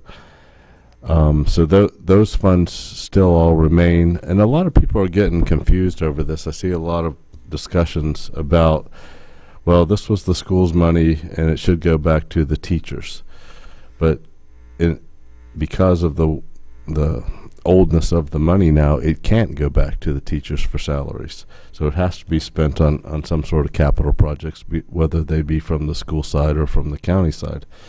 And we all have priority requests, and I think we're gonna, we've given a preponderance of that money to the schools already, and we haven't made decisions on other parts. But just know that it can't be given to the schools' teachers for salary increases. It was intended for that originally. It should have been for positions and for salary increases for all the school employees. The school board did not make that happen. Therefore, it can't be used for those purposes now. Ms. Sellers. So why I'm supporting this is not just the funds and where it came from. We're in an extraordinary situation where we have excess funds. Unfortunately, we got there by people not being completely honest in the budgeting process and using the teachers. And we've been accused of, and folks have been saying, we're stealing money from the schools. Well, we're not stealing money from schools, and we're not stealing money from teachers. The front office stole money from the teachers when they hid money in the budget line for salaries and benefits and then used it at the end of the year. That's who stole it, and that's who people should be mad at, not the Board of Supervisors. Why I'm supporting this is because this road improvement project is not only something that's been in our CIP, but we have already taken people's property.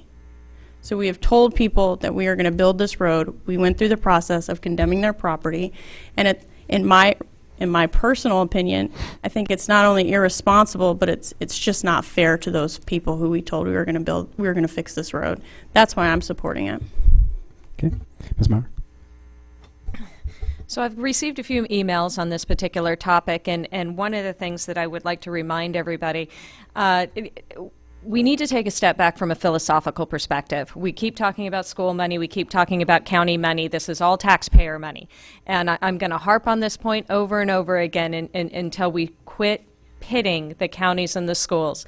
The schools asked for a certain amount of money in fiscal year 15 to fund several priorities. We funded those priorities, and unfortunately, due to their mismanagement of funds, they asked for too much. So that money came back after all the priorities were funded, and it came back to the Board of Supervisors.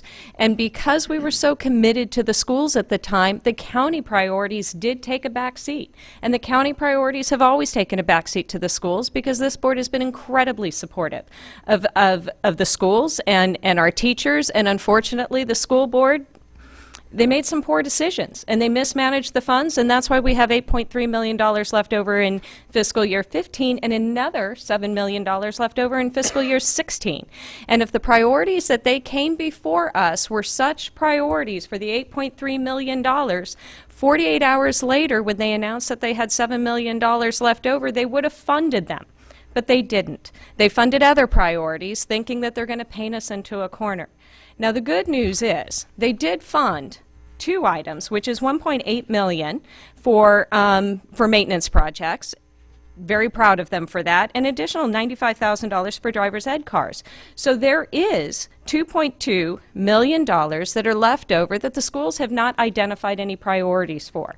And so because they were funded with the fiscal year 16 monies. But the other thing I want to do is I want to remind everybody, because I get a lot of emails talking about overcrowded classrooms and underpaid teachers, and this board was so supportive of the school division that during the budget process we fully funded the superintendent's budget. And in fully funding the superintendent's budget budget for next year, we included a 2% pay increase. We included a market adjustment for teachers who were 13 years and less in order for us to attract and retain those teachers.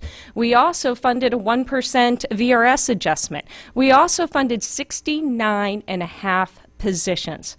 So when we're talking about overcrowded classrooms and we're talking about underpaid teachers, this board voted and approved fixes for all of those for next year.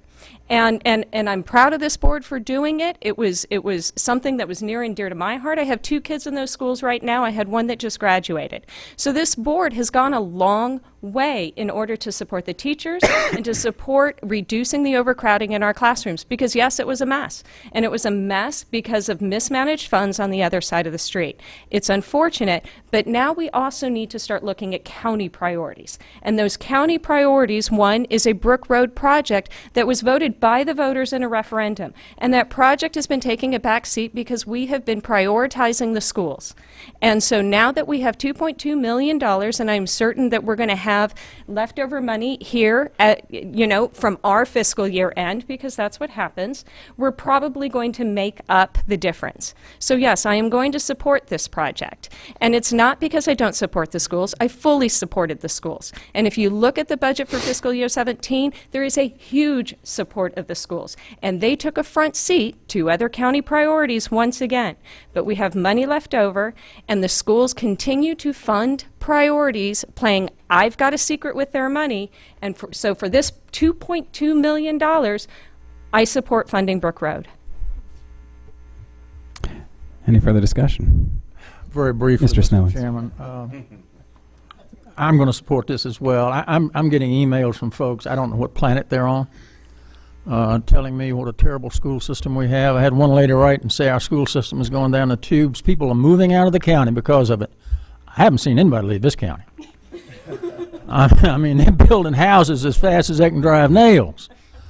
And as far as a poor school system, 30 schools fully accredited, only 31 school divisions, and this Commonwealth can claim that. We're number 1 in on-time graduation. We're number 1 in SOL scoring. We're number 1 in dropout rate. And I mean the good side of number 1. So this crap, for lack of a better term, about our school system going down the tubes is just that. We're going to vote on this today, and I'm confident we're going to pass it. And I can tell you as a board member, I'm going to spend a lot more time studying school budgets in the future. Thank you, Mr. Chairman. Thank you. Any further discussion? Sure, yeah. Mr. Mildy? Thank you, everyone. There is no other option that we have to complete this project that we're in the middle of. As was stated, we went through the process of acquiring right-of-way, and in some cases had to move towards condemnation. We've moved most of the utilities except for some fiber optics. So we've disrupted all the residents up and down Brook Road, and we've told the people that live there, and this is that this is going to happen. And so to have them have been on notice earlier this year that all of a sudden it's stalled was a problem with another group of constituents besides the schools. And HB2 funding was one thing recommended the next round. If we even were successful in getting HB2 funding, and we were assured this would rank low, we wouldn't get it for 6 years. Right now, we still have a $2.8 million match that's already been applied for that we can immediately use and keep this project moving forward.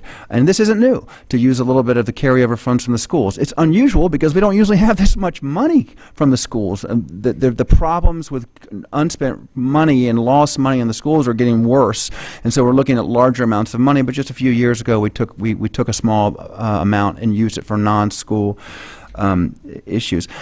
I don't want to talk too much about the schools, but the one thing I'll remind people is that when we are misled about the amount of money the schools need, and by the time we figure it out a year or 2 years later, we have already based a couple more budgets, or at least one more budget, off of that erroneous number. And so it's no surprise there's $7 million more than next year because we thought they needed that much the year before. It's really a bad situation when you can't get decent numbers out of one of your counterparts or out of our counterpart systems. So this is going to, I am happy to hear that this is going to pass. It looks like it's going to pass. It feels like it's a Brook issue, but it's not. The dangerous part of Brook Road is the James Hill area is certainly between two other board members' districts, and I'm sure that the residents there will be happy to not hear screeching tires and the sounds of an accident occasionally in their backyard, and worried about who got killed this time, because that road has claimed 3 young lives and injured many, many more, and I can't wait to get it fixed. So I'm going to thank you guys, most of you at least, ahead of the vote for helping me get this taken care of. Any further discussion? Ms. Balke? Well, I'm not sure, but I might be the lone vote on this, but that's okay. I just want to remind everybody that Dr. Benson was the one that found the money in the salary and the way the salaries were being calculated, and there was no salary lapse that was taken into account. And, yes, the staff was doing certain things that, was not proper financial accounting. And he is making adjustments over there as he, sees fit. And we can't blame it all on the school board. The school board, this financial methodology was going on back in the 1980s when Dr. Sid Fawcett was superintendent of the system. So this is something, it was perpetual in the system, and it was a way of doing business in the schools. It wasn't the proper way, there's no doubt about that. And so, the fact that Dr. Benson found this money, the way they were doing the salary, they knew there was going to be another excess of funds because it had 2 years to flush out. And now with the new financial system, hopefully this won't happen again. But as we know, there are no guarantees. But I guess I don't feel that it's right to take this out on the school division. I do feel that the road needs to be improved. I have no doubt about that. But because of that, I just can't support this motion. We budgeted and appropriated money for the schools, and in my mind, this is their money. It was money that was returned, but in my mind, this is the school's money from the taxpayers. Thank you. Okay. Any further discussion? Okay. I guess I get the last word. There's a couple of narratives out there I just wanted to clear up. There's this narrative that there's money and all of a sudden this pet project's being approved. I can promise you, for as long as I've been here, this project's been on our radar. It's not just some pet project. Mr. Milday may be, vocal about it and have some passion about it, but there's a reason for that, and it does touch 3 different district supervisors. And I can tell you that in the wintertime, if you don't have a 4x4 truck, you can't get home on that hill. And it's very dangerous, and it's probably only a matter of time. The other thing is, I keep hearing, why is the county spending money to fix a road when VDOT does all that? Well, unfortunately, we all know that's just not the way it works.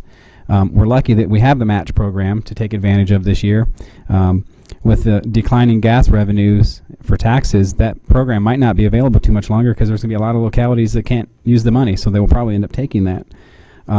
So I too wish VDOT would come in and fix that road, but I think with the exception of the Falmouth interchange, and which was a lot of state dollars, and then Route 17, which ended up being mostly federal dollars, I think every other project we've done, we've had to put our own skin in the game, and I'm getting a affirmative on that. I will say that last week I still wasn't in support of this, but after meeting with the chair and vice chair and being assured that they used next year's carryover FY16 money to take care of those 2 line items on there, for me that freed up $2 million that they basically saw as a priority, and they used the FY16 dollars to free that up. So for me, that was the last decision point I needed to make. So I'm also going to be in support of this resolution. Have any further discussion? Please cast your votes. Tally the votes. Motion passes 6-1. Next item we have is item number 25, Planning and Zoning. Consider granting an easement along Wyatt Lane to Dominion Virginia Power. This was in the Hartwood District. I believe we had the public hearing and Mr. Snellings was not here, so out of courtesy, we held this to the meeting. Thank you very much, Mr. Chairman. I did watch the public hearing and saw no one come in opposition. So I'll make a motion for R16-143. Okay, we have a second by Ms. Maurer. Any discussion? Please cast your votes. Tally the vote. Motion passes 6-1. Next, we have item number 26. Motion to reconsider? Okay, we have a motion to reconsider. Do we need to go through the formalities of that, or? Okay, We will reconsider the vote. Please cast your votes. Yeah, we're just recasting. Tally the vote. Motion passes 7-0. My heart was broken. My good friend Jack voting against me. Next, we have item number 26, Public Works. Consider abandonment of a drainage easement in association with the Poplar Road Phase 2 improvement project. And similar to the last item, this is coming back. Mr. Snellings? Same scenario, Mr. Chairman. I motion for resolution R16-110. Okay, do we have a second? Second by, you guys are tying me every time.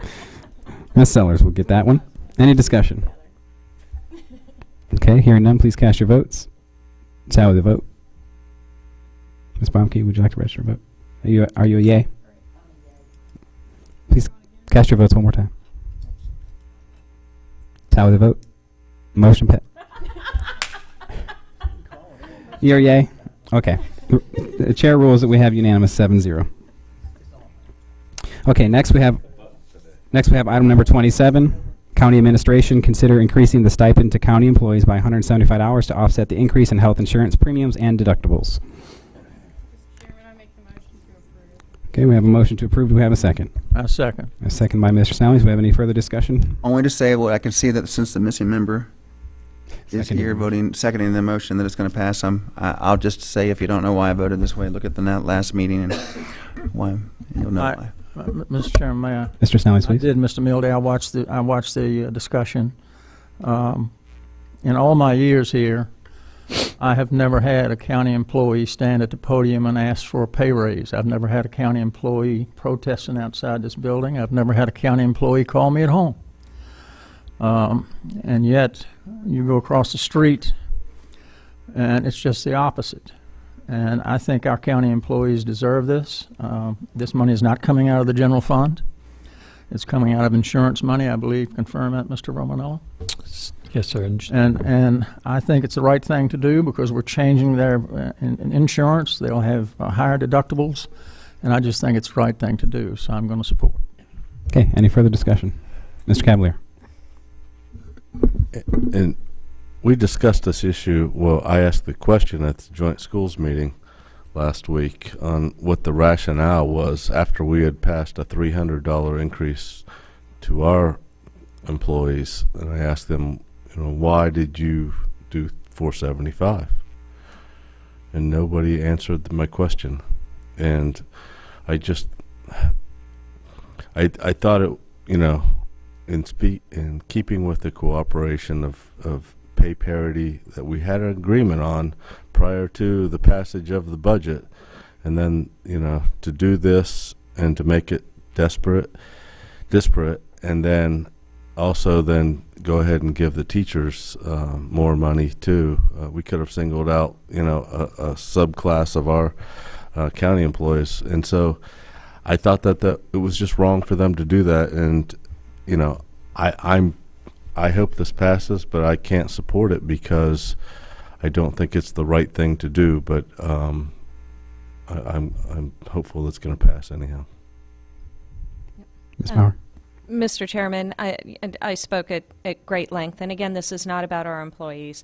Our employees are really just amazing, wonderful people, and the reason we did this was because there is a $300 deductible that's new. When we changed our health insurance benefits in order to be more in line with the school division and work is one team, one fight, our county employees had an increase in their health insurance costs, and this $300 was supposed to offset that. Well, the schools did $475, even though the school health insurance is going down. They got the better end of the deal on this. But this one-man-up ship game, I cannot support, and it's not about the employees. I truly appreciate the employees, but it's the games that are being played that I can't support. I also hope it passes. It looks like it will, and I respect the other decisions, the decisions of my fellow board members, but it's the gamesmanship that I cannot abide. Thank you. Further discussion? Okay. I would just say that I wish we kind of thought about the out-of-pocket versus the gross and net pay issue before, because in the end, I know where the $300 came from. That's going to be probably the average out-of-pocket deductible, which is very new to the county employees. So by raising this to $475 on average, I believe the take-home pay will be enough to cover that. So I support that as well. And if there's no further discussion, please cast your vote. Tally the vote. Motion passes 4-3. Okay, next we have new business. Item number 28, Planning and Zoning, Comprehensive Plan Briefing.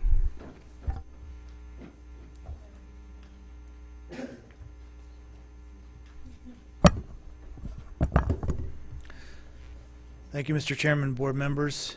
Jeff Harvey with Planning and Zoning. I'm going to give you a brief this afternoon in advance of your July 6th public hearing on proposed amendments to the comprehensive plan. It would deal primarily with the issue of urban development areas, as well as be a functioning aspect of the 5-year update. State law requires us to look at updating our comprehensive plan every 5 years. In this presentation, I'll give you a little bit of background, talk about key changes to the plan, describe some of the planning area concepts that are new to the plan, as well as urban service area adjustments and overall summary.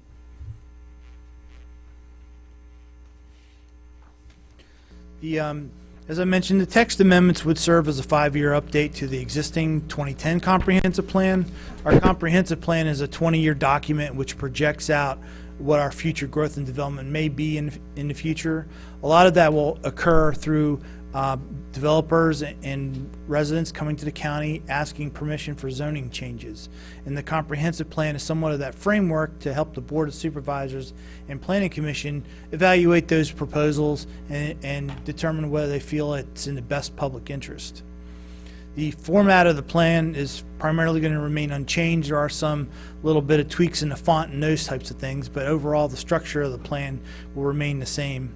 The board has been working with the Planning Commission on this matter since 2012. That's when state law changed to no longer make urban development areas, which is a key part of our comprehensive plan, a requirement. The state law was very restrictive in its recommendations. It said you had to plan for all your future growth in these urbanized areas, and you had to identify the urbanized areas in your comprehensive plan and have specific parameters for population growth, dwelling unit densities, as well as amount of commercial square footage. The proposal that we will be talking about provides a lot more flexibility than the state law currently requires or had previously required. Some of the key changes to note was the state law also required us to use state growth projections. In discussions with the board and the Planning Commission, it was acknowledged that the 2010 plan had used the projections from the Weldon Cooper Center and the Virginia Employment Commission. Those projections we felt were too high, especially when we saw the change in the economy that occurred after 2005. Our growth rate did not project out as high as it had in the past years, and unfortunately the state projections still are very high. We, in talking with the Planning Commission, possibly looked at FAMPO as the Fredericksburg Area Metropolitan Planning Organization. They're our regional planning group. We looked at their projections because they were a little bit lower than the state's. However, we still felt that was too high, and staff working with the Planning Commission has come up with new growth projections for the next 20 years. Basically, it would equate to a little over close to 21,000 new dwelling units over the next 20 years, a little over 1,000 units a year. And that's compared to the FAMPO projection, which was 33,000, almost 34,000 dwelling units. That projection looks at our total population by 2036, and at that point in time, staff is estimating that our population will hit 200,000. And our overall population estimates were based on looking at past trends over the last 20 years for building permit and occupancy permit activity. Like you see in economics, it followed a nice bell curve, and we projected that bell curve out for the next 20 years for the anticipated growth. In discussions with the board and the Planning Commission, there was also questions about how we allocate the growth in the county. We have 3 primary areas in the county. We have our urban development areas, or now what we're calling targeted growth areas, where we want to have more dense urban development. We have suburban areas as well as our agricultural and rural areas, which are outside our urban service area and are not intended to have water and sewer utilities and other amenities that you would see in more suburban and urban areas. The allocation of the growth would be 50% of our new future growth would be in these more dense urbanized areas, 30% would be in the suburban areas, and 20% would be in the rural areas. Some of the other map amendments that that you'll find throughout the document was that we eliminated the UDA terminology in its entirety. We looked at calling those areas targeted growth areas, and we mixed the number of concepts that have been floating around in various elements of the comprehensive plan and condensed them into the targeted growth areas. For instance, we had the redevelopment areas within the comprehensive plan for Falmouth, Southern Gateway, Courthouse, and Boswell's Corner. And we also had primary focus areas, which were part of our economic development strategic plan, where the board said we want to have some additional economic development focus in these areas to help us in our long-term vision for parity with our economy versus housing growth and development. Some of the other changes that are occurring in the plan are we have a phasing plan that is recommended for each one of the targeted growth areas, which lays out over the next 20 years short-term, long-term, and mid-term growth potential. It helps the board, again, evaluate rezoning applications for readiness. Is this area ready for future growth and development? Or is someone actually proposing something that's highly speculative that we'll have to live with and maybe not like the consequences sometime down in the future? It also deals with modifying some of the urban development areas. Specifically, the Eskimo Hill urban development area will be eliminated with this plan revision. The George Washington Village urban development area will be modified and incorporated mostly into Courthouse, but also become part of the Central Stafford commercial planning area. And then also the proposal would be to modify the urban services area and land use recommendations along the Kings Highway corridor.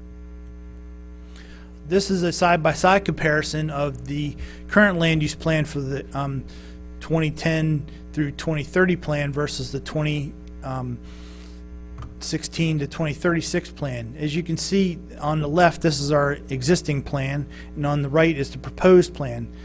The urban services area and the concentration of growth pretty much is a similar pattern.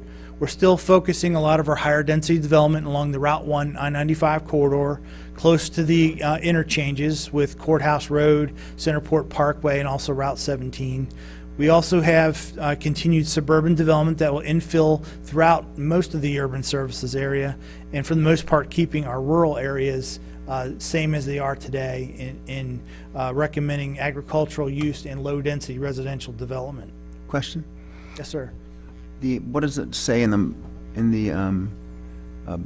key on the right proposed draft that the black hashes mean? The black hashes are helping to further delineate the targeted growth areas. TGAs. Yes, sir. And what have you circled at the looks like Hope Springs Marina? Yes, there's some areas, and I'll show them on another map, that are part of the Economic Development Strategic Plan, which were primary focus areas that said these are areas where we want to take a look at providing assets to, that we can maybe have restaurants, exciting. other sources of water access. And I hope you didn't, no one is proposing taking away what we decided with the encouraging larger than 3-lot subdivisions through some of our programs that we've been implementing, PDR, TDR, in the rural areas. Is that still a? Those are all still components of the plan. Thank you. You're welcome. And Mr. Milley kind of segued in. Nice. This image shows an example of some of the mapping changes you'll see throughout the plan. In this particular case, this is the courthouse area. The map on the left shows the existing courthouse urban development area plus what was the George Washington Village urban development area.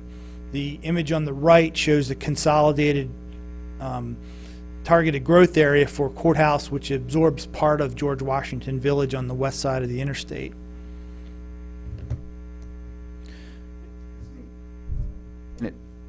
and point out that you've done a smaller scale, a larger scale on the right, so it looks about the same, but it's not. There's more area, and you've centered 95. Correct. Also, with the reduced population growth, we had the opportunity to take a look at maybe spreading some of the density out and/or contracting some areas. But for the most part, this is a compilation of what was already in part of George Washington Village and the courthouse area. Mr. Chairman, okay, looking at this, yeah, it looks, I hear you saying that, but some of this property is commercial. It's commercially zoned already. Yeah, but if we're trying to plan for growth, and Yes, you're ma'am, condensing some of where we can put growth, And the targeted growth areas also encourage commercial development as well, and also mixed-use development. And I have a slide that kind of shows an example of how that may fit into the courthouse area. We've also done that in all the targeted growth areas by a notional allocation plan where those land uses might be. So there are substantial commercial areas that will be in the targeted growth area, especially those that are going to serve the nearby communities. As Mr. Milday mentioned, there's some primary focus areas. Boswell's Corner is one of those areas, but this is also referred to in the Economic Development Plan as the Marina District. You have Hope Springs Marina area along Quiet Creek on the left side of the blue image, and then also the whole Widewater Peninsula, which the plan acknowledges we have the state park there, and it's a great asset. We hope to expand that asset, but there may be also private property owner interest where we can take advantage of water access as well. The plan has a build-out table within its contents in Chapter 3, which talks about the potential dwelling unit distribution and also commercial development distribution within these targeted growth areas. As part of the population and dwelling unit projection, we had to allocate where they would be, and again, the targeted growth areas is taking up half of the anticipated growth. So over the 20-year time period, these targeted growth areas would accommodate over 10,000 future homes. Each one of those 6 targeted growth areas estimates the number of single-family homes, townhomes, and multifamily homes. In doing so, staff worked with the Planning Commission. We knew the boundary of the area that we had to study. So in order to try to get an estimate of how many houses we could fit into those areas, we had to take a look at densities that were recommended in the plan, which has a range of density for single-family, townhomes, and multifamily units. And also the board's guidance was try to provide as many single-family homes as you possibly can, because we know in the future we're going to densify, but we're still a suburban county. We would like to have the predominance of our housing types be single-family detached. So the percentages are changing, where in the draft plan we're going to have more multifamily as a percentage than we have in the past. Townhomes would be the same, and single-family would be reduced a little bit, but still would be predominantly single-family homes for the future next 20 years. Mr. Chairman. So 10,420 is going to go in these targeted growth areas. What was the number that we need to be planning for? Twice that, over 20,000, close to 21,000 future homes. And aren't we supposed to be having more than half of our, don't we want more than half of our growth to occur in these targeted growth areas? That would be the discretion of the board as to how the allocation would be for where the future growth would occur. We had previously discussed in the retreat that 50% would be in the urban the targeted growth areas, 30% in the suburban area. So that's 80% of our future growth in the urban services area. Then 20% can occur out in the rural areas. And how many by right lots do we have right now out? Just lingering thousands? Ms. Sellers, I can get back to you with specific numbers. We do have on our county department website a map and listing of all the active subdivisions in the county, and it gives you an idea of how many lots have been built out in the subdivisions, plus what's left to be built out in the subdivision. So I can get that information for you.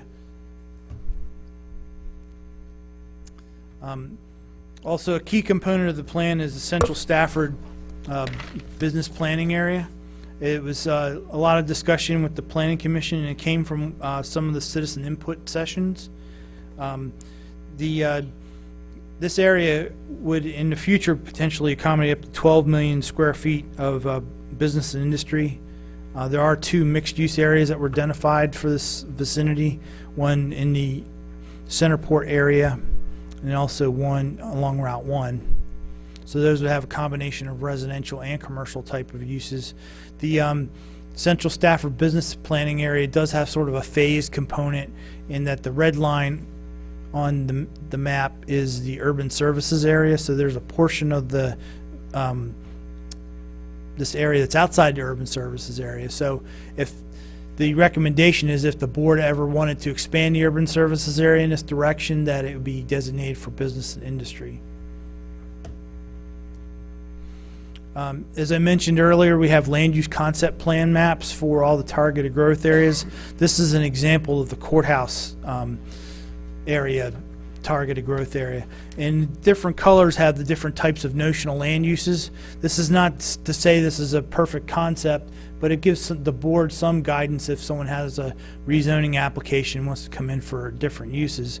In this particular case, you look at the red colored on the map, and that shows commercial areas. The purple color is mixed use areas, which can be residential, commercial, office space, institutional uses, and then also the yellow, which is strictly residential. And also in the plan, we've acknowledged about the airport and its land use compatibility issues in relation to the airport air traffic pattern. And throughout the plan, we recognize different segments of the targeted growth areas and rural areas, and have a general description of what some of the recommendations might be with regard to compatibility of land uses. Again, it was mainly apply in the case of evaluating rezonings, because by right development, the comprehensive plan does not really have any specific impact on those, but it would give the board guidance on how to evaluate a rezoning in and around or near the airport. There are a few adjustments to the urban services area. There were 2 specific adjustments. This one is located in the North Stafford area along Raymouth Church Road and Courthouse Road. It's sort of a donut hole effect in the current situation. There's existing sewer lines along Akakeek Creek in this area, and then also Courthouse Road has water lines as well as Raymouth Church Road. So it was sort of an area that could be served by public water and sewer and was left out for some reason in years past, and now it's being included in the urban services area. Similarly, in the Hartwood district, we had an area next to Stafford Lakes Village, which has public water and sewer in that neighborhood, and there's a drainage area in that vicinity as well that can easily access for sewer. It provides a nice limitation on where the boundary of the urban service area can stop, and the board and plan commission are recommending this area also be added to the urban services area. There's a reduction from the urban services area. The image on the left that's circled in blue highlights the corridor along Kings Highway, where we had an area designated for business and industry. That area has been designated for that manner since at least 1988, but no developments occurred out there. It's currently used mainly for agricultural and forestry purposes. The proposal is on the left would be to remove it from the urban services area. Also, I would note that on the south side of Kings Highway, that area had, in our current plan in 2010, is recommended for mining. There had been mining activity in that general area for the last several decades. During the public hearing back in May, the Planning Commission heard testimony from one of the property owners in that area that they no longer use that property for mining, and in fact deed restrictions through conservation easements. So that is changing the recommendation to include that area as agricultural and rural rather than mining. The comprehensive plan also provides updates to our military facility impact section based on our joint land use study with Quantico. That joint land use study was with Stafford County, Quantico, Prince William County and Fauquier County, and had a number of recommendations to implement that plan, one of which was to provide more detail and analysis in our comprehensive plan for the citizens to be knowledgeable about the various noise attenuation zones as well as overflight zones associated with activities at Quantico. And it provides a chart in the plan that gives some guidance for people who are looking to purchase property in the county as to what's compatible, what may not be compatible. Again, this is a comprehensive plan, it's a guide, it's not a zoning document, so it doesn't have any regulatory effect, but more informational. Mr. Mauer. Mr. Harvey, please help me with this. Is this utilizing the latest map we got from Quantico? It's looking a little bigger than what I thought we received during our last meeting. You were looking at just noise impact. Is there more than noise? Oh, there's some flight stuff here. Yeah, yes, Mr. Milday, there's an area that's shown in this vicinity, which is where aircraft fly into Quantico to discharge their ordnance for training opportunities. Also, there are a couple of different noise contours based on different types of weapons utilization. So that's why you have some different rings you can see in the on the mapping. But this is based on the most recent information we had available when the plan was prepared. I'll have to go back and check to see if it varies any from more recent conversations. Yeah. We were just talking about the real estate disclosure. I'm wondering if that was the map that you. And I understand, but one of the things that came out, and Paul, you and I attended this together, that their request for noise consideration pretty much kind of shrunk all the way over into just a small portion of my district. And that would be on a different map within the document. All right. I just want to make sure we have the latest and greatest information. Yes, because this isn't fully showing all the detail for the high noise impact range compatibility area. This is straight out of the JLUS. And what gives it away are the numbers down the left side of the right page. So that what you and I saw was a new study on noise. So it's very possible that the new information will change this map. Yeah. So just when did we will attend that verify meeting? What, that. back in February, Paul? Yeah. Just make sure we have the latest and greatest map from the base. Yes, ma'am. Continuing on with some of the final summaries, the overall update references changes to state code. Specifically, state code required us, and we've included in Chapter 1 and a couple other chapters, dealing with a number of issues associated with sea level rise. The state law required us to acknowledge that in our comprehensive plan. As a side note, the Virginia Institute of Marine Sciences is tasked with evaluating sea level rise for all the jurisdictions in Tidewater, Virginia. Stafford has not yet been selected for study, but that will be coming sometime in the next several years.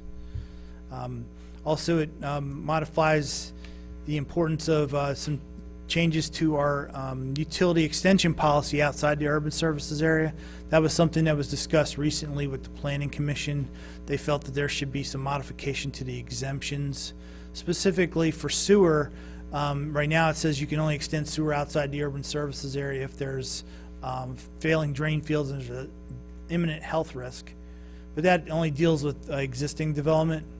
The proposal would modify it slightly to say that it could apply to new development if there's known failures in that general vicinity, and it will not lead to further expansion of sewer beyond the limits of that specific project. And also, too, for water, that water could be extended a little bit further outside the urban services area, provided it creates loop systems, because a lot of our water lines are currently outside the urban services area are dead-end lines, which creates problems for water quality for citizens, and also for the county. It affects the water quality in the actual lines themselves, because oftentimes they have to be flushed because the water gets stale because of the length of time from the treatment plant to the actual faucet in someone's house. So this will help alleviate that if those things come to pass in the future. The plan amendment also updates a lot of different tables dealing with demographics and information regarding the county's characteristics, and also our infrastructure inventories. And we also, in Chapter 7, continue to have an implementation plan. This implementation plan's been updated. Some tasks have dropped off based on completion of those items, and also new timelines have been set. And it deletes anything that's been outdated and surpassed since the last 6 years. And I'll be happy to answer any questions you might have. Ms. Sellers? So in Chapter 7, the implementation plan, you still have on there modified proffer guidelines. We repealed those. So we probably need to get that out of there, right? Yes, and that's occurred since the last meeting, so that will have to be an adjustment. Thank you. Okay. The other one that I noticed on here is create an affordable housing task force. GWRC is already doing that. So, I mean, it's a fairly large task force. So I don't know if the county needs to duplicate those efforts, since I volunteer my time 3-4 times a month, it seems like. So I don't know if you want to put ongoing or even put GWRC to that. Ms. Sellers, we can modify the plan to say participate with GWRC in that regard, rather than a separate county task, if that's so desired. I had a couple other ones in here, but I can email them to you if that's easier. Yes, and this plan document, again, will be going to hearing on July the 6th. There can be minor modifications to things just like what you were referring to. However, any significant big land use map change, we may have to have some more discussion with the attorneys as to whether that's doable based on advertising requirements. So when I look at this too, like the bike and pedestrian plans, all those are not in the comprehensive plan, obviously. Ms. Sellers, there are elements of the comprehensive plan, but if we try to put all those documents into one printout of paper or something that people could understand, it'd be too large and too cumbersome to deal with. So our comprehensive plan, the way it's structured, is intended to give an overview of these various elements in general detail. And the specific detail with a lot of engineering and other things goes into the actual element document itself. Okay, thanks. Any questions at this point? So we have a lot of homework to do, a lot of reading in preparation for the public hearing. I think it's a great document. Yeah, it's a lot of work. I think we were all a little bit, when we sent this down, we were a little conflicted and had a lot of, I don't know what the word is, but good work to you and Mike. Okay. Next we have item number 29, discuss amending the board's bylaws to allow votes on new business items if heard by one of the board's standing committees. This was originally Mr. Cavalier's item, but hearing the concern, Ms. Baumke and I, we sit on the bylaws committee, so we went ahead and had a meeting to start addressing these. So I think Mr. Cavalier said it would be okay for Ms. Baumke to report our progress on that and what our plan is. Yes, based upon our discussion earlier, I think that's the way to proceed. Thank you. Okay, yeah, just a couple of things. After our January organizational meeting, so you guys might remember that Supervisor Snellings had raised a few things about committees. And then Mr. Ramonello had an item that was actually about a technical change because he realized after December 30th to when we have our organizational meeting, we have no chairman of the board. So we had an issue that came up this past year, so we need to amend that. So tomorrow, if this is okay with you, tomorrow you'll get a copy of the draft bylaws that have those changes in there. And then Charlie Shoemate's office is going to be working on some additional changes. One of them will deal with how do we define what's considered new business. And also we may be defining, this is kind of within their purview, do we want to even get into something that is time sensitive? And then at that point, we'll all get a copy of another draft of the bylaws, and then we'll probably be approving it at the, what did we say, the August meeting? You'll get a copy for the July meeting, and if nobody has any more questions, we can look at approving it in August or maybe even in September. Yeah, I think Mr. Romanello, the plan was to go ahead and have it as an item on the July 6th meeting so everybody can see it. The two of us can get more feedback if needed. It gives us the summer recess to tweak anything and then hopefully bring it back for some action in August. Is that Yes, sir, we'll do. Yeah, and then one other thing. Yes, and I asked the county attorney's office to actually do a little research, and I thought this would be interesting for you, to look at those organizations that take minutes at their committee meetings, and those that actually have standing committees. So as it turns out, a lot of our comparative counties do not even have standing committees. When you look at King George, Spotsylvania, Loudoun does, Prince William does not, Fredericksburg does not, and Loudoun has a couple of committees, and they include 4 or more board members, so they do take minutes at that meeting. Mr. Chair? Mr. Mildy? What about our peer? I'm not sure where you came up, how you figured those were comparative. You mean? Well, they were. What about our peer counties, the ones that we use, like for around the Richmond area, ones that are of similar size, besides Loudoun? I'll let Dan chime in there because he did the research. Supervisor Milday, I looked at whatever jurisdictions I could find available.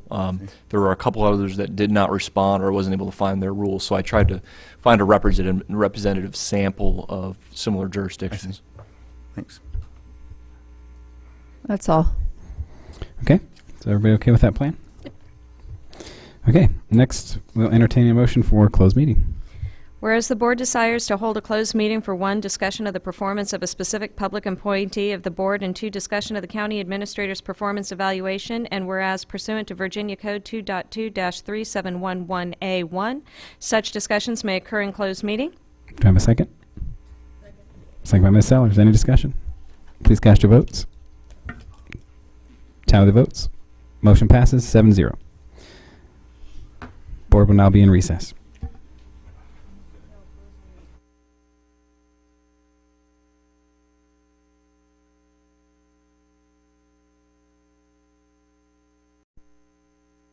Session of the Stafford County Board of Supervisors meeting to order. At this time, please rise. Ms. Baumke will lead us in the invocation, and Supervisor Snellings will lead us in the Pledge of Allegiance. Let us pray. Dear Heavenly Father, thank you for all the goodness that you provide to us each and every day. Please give this board guidance as we make decisions on public hearings this evening. We would also ask for you to hold our Mountain View families close to our hearts as they sort through the tragedy of one of their students.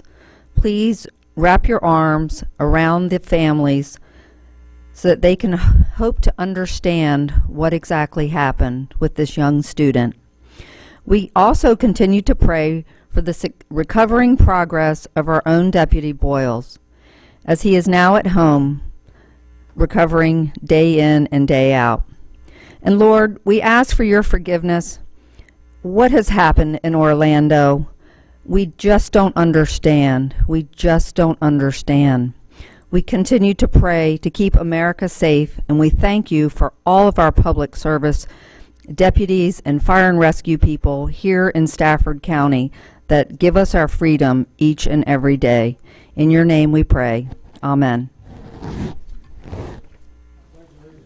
To the flag of the United States of America, and to the republic for which it stands, one nation, under God, indivisible, with liberty and justice for all.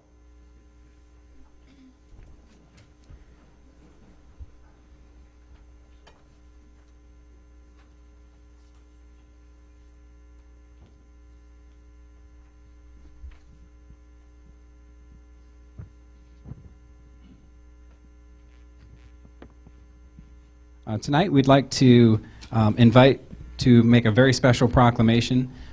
We have State Senator Richard Stewart, State Delegate Mark Cole, and Delegate Mark Dudenheffer. Please come forward. Thank you, Mr. Chairman, members of the board, and everybody in the audience. I appreciate the opportunity to come and recognize actually all of us. Okay.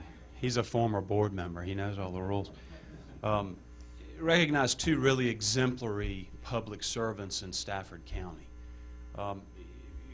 What these folks do is a tremendous sacrifice when they dedicate their lives to public service, and we just really believe that we need to take time to recognize them for what they've done. The first is Sheriff Jett. Sheriff Jett, would you please come up?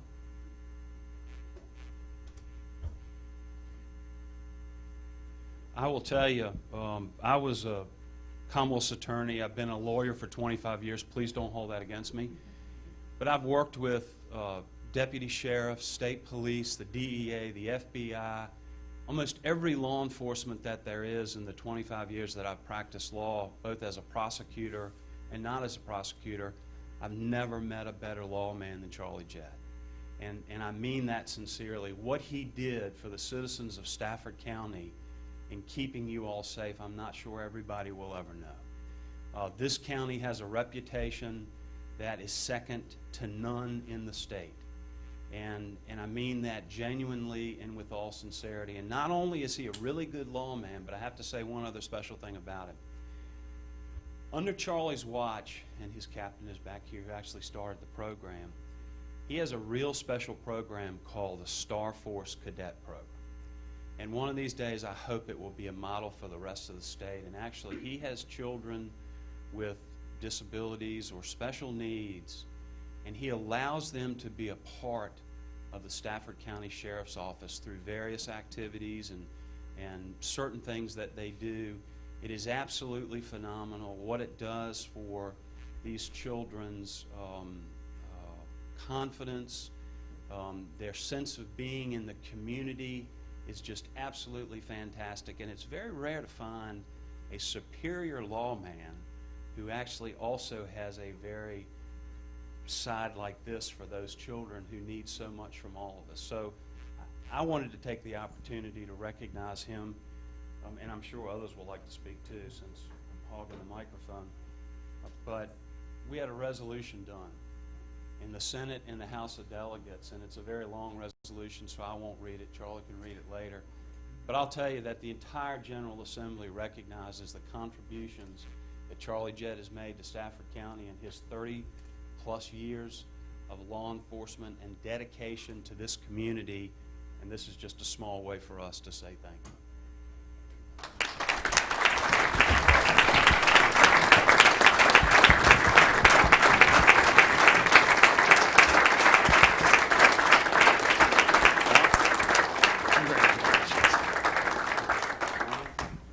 Well, I just want to echo what Richard said.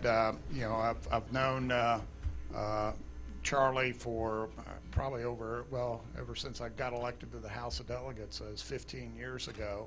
He's always been very helpful and supportive, and I think he's just done an outstanding job as sheriff for Stafford County. So congratulations. Charlie, I would like to just quickly add that the only member of the Virginia delegation that's not here is Speaker Howell, and he asked me to wish you the best, and he is celebrating today his 50th wedding anniversary on a river cruise somewhere in Europe. So, but he would certainly have been here with this. It's been an honor to work with you from when I was here and beyond, and even before we worked on some stuff that was interesting for my neighborhood. Goes back a long way. So, but we are very thankful. And Richard, Senator Seward's absolutely right that you have a reputation that sweeps across this state that's second to none. And I hope that your service is not over. So, thank you. Well, thank you.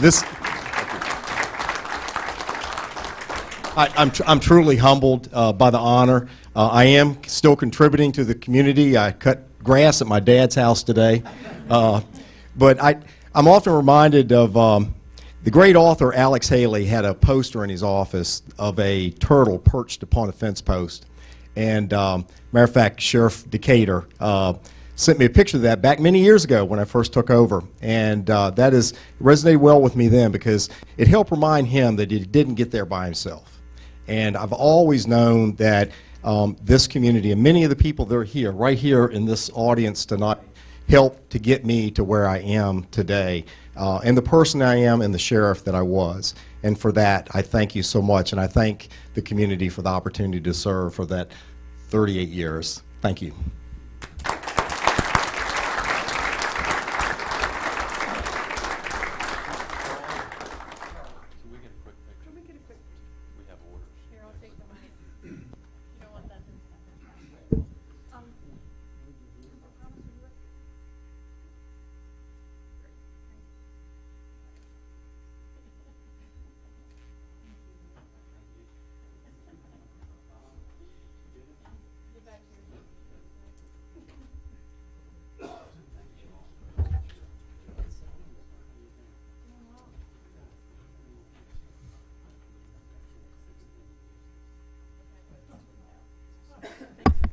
Sorry.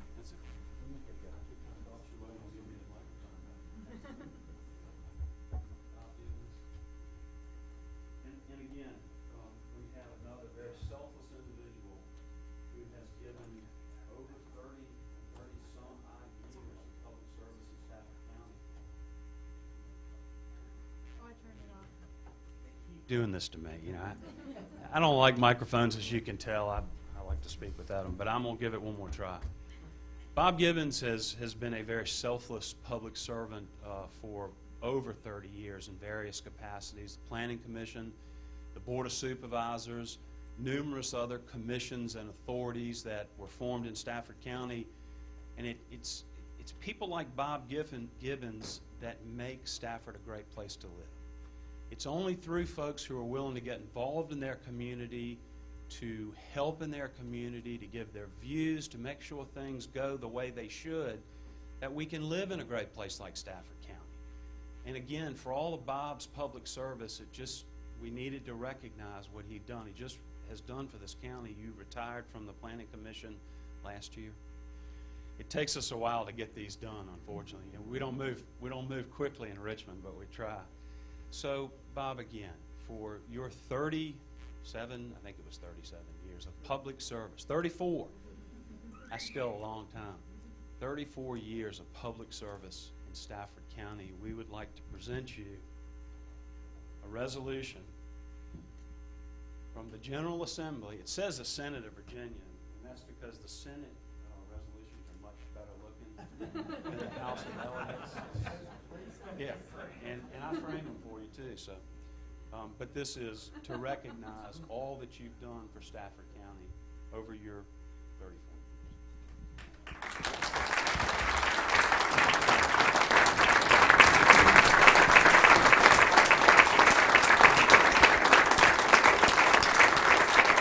Well deserved. Yeah, Bob, smile. Good idea. I served with Bob for 2 years, I think, on the Board of Supervisors, and a lot of good things have happened in Stafford County over the years that Bob's been working from all the boards and commissions he's on. And I'll take exception to something Senator Stewart said. He left the Planning Commission in the end of December, correct? So we're not that far along, and we had the session in January, February, and here we are presenting it. So we're, because of Senator Stewart, we're working very quickly. So. But again, Bob, I appreciate everything you've done, and it's always been a pleasure working with you, and Stafford is a better place today because of your contribution. Well, Bob, I just wanted to let you know I appreciate everything you've done over the years for Stafford County and the entire community, because you've also served on a lot of regional boards and commissions as well. Bob is kind of one of the foremost citizens, kind of the mayor of Rock Hill, and somebody that I always relied on to help out and make sure I was aware of any of the issues that y'all were dealing with up over in Rock Hill. And again, I just want to say thank you for all of your service. I know local government's probably the toughest area to serve, and you did it very well for many years.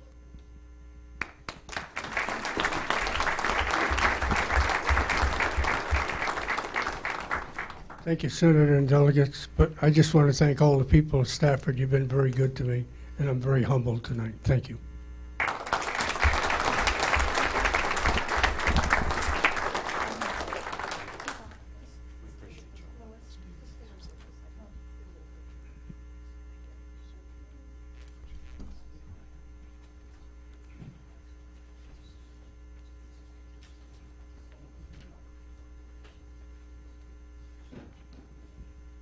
And speaking of Rock Hill, we have the supervisor from Rock Hill to make a very special presentation. Patrick, can I have you and your wife and your lovely children come up, please?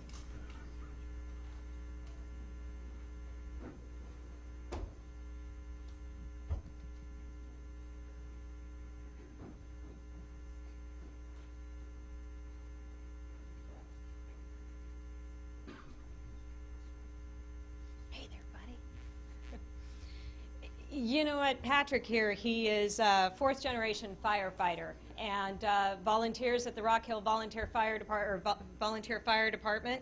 And the reason I have his family up here is because Patrick has a full-time job with the Spotsylvania County Fire Department, and he spends countless hours volunteering here in Stafford County and mentoring his crew out there who are all here to see him receive this proclamation. And so she is also one who is committed to Stafford County because she's raising these lovely children, and he's out here helping us and saving lives, and God bless you. We really, really appreciate his service. But Patrick is leaving us.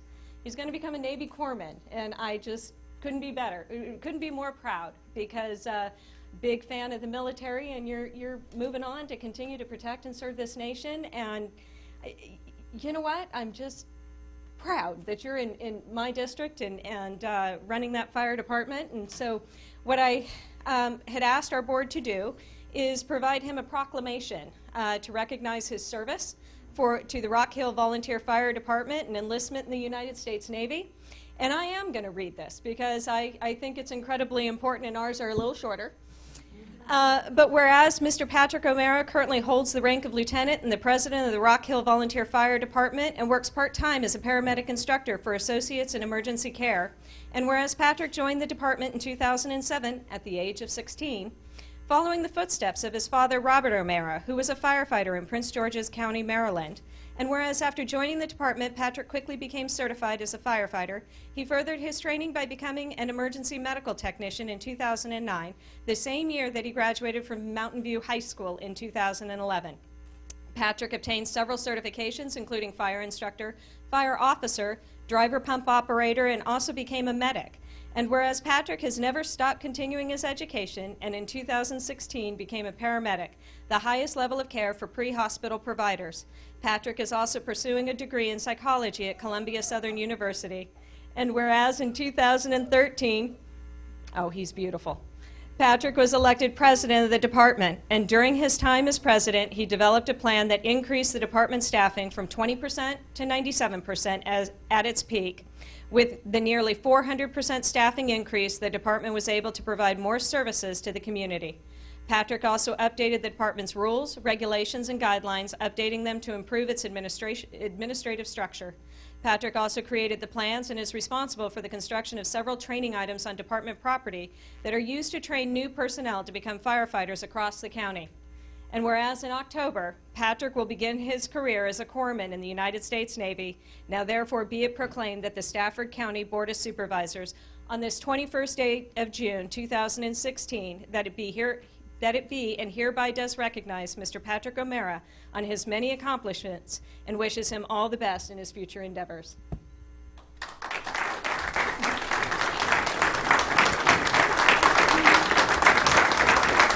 Thank you.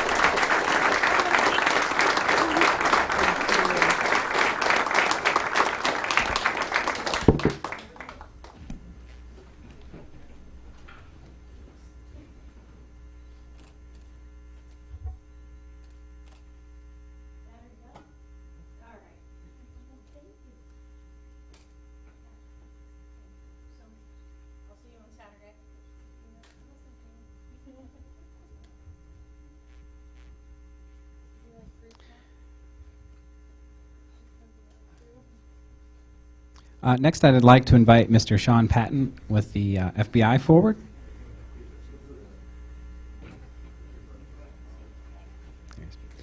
Also, if we could have our aquatic staff from the Woodlands Pool, we have Kate Purnell, Carl Jones, Logan Ross, Katana Lippert, Julio Alegria, Ben Schumann, and Isaiah Lee. Could you come forward as well?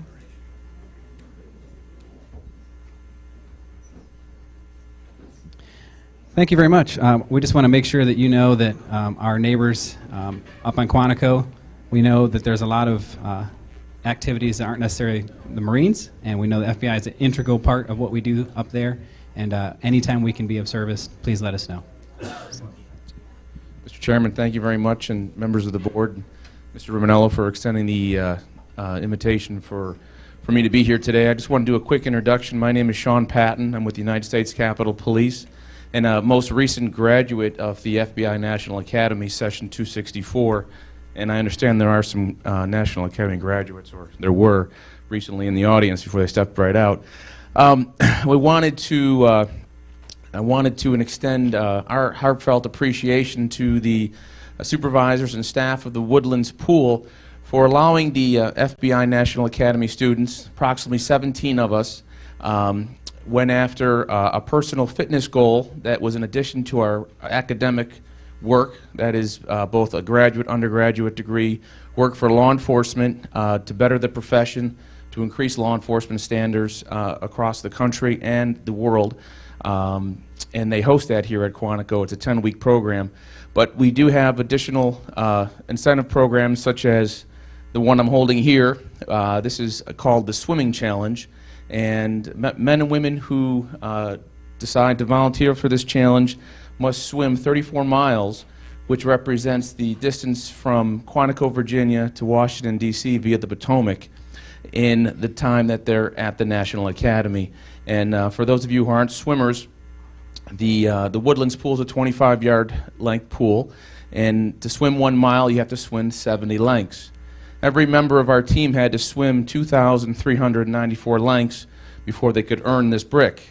And over the course of 10 weeks, the staff at the Woodlands Pool hosted us early in the morning at 6 o'clock and late in the evening, and worked around swim team efforts to allow these 17 men and women to swim 42,522 lengths in their pool, the equivalent of 604 miles over that time. And we thought it would be proper for us to donate a blue brick from the National Academy to the staff at the pool, so they know that we appreciate everything they did to support us in accomplishing these goals. So thank you very much.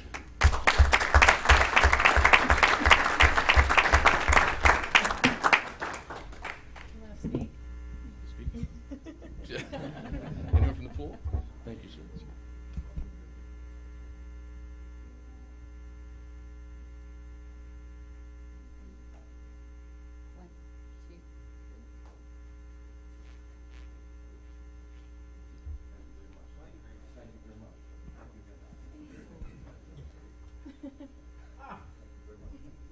Thank you. Good job, guys.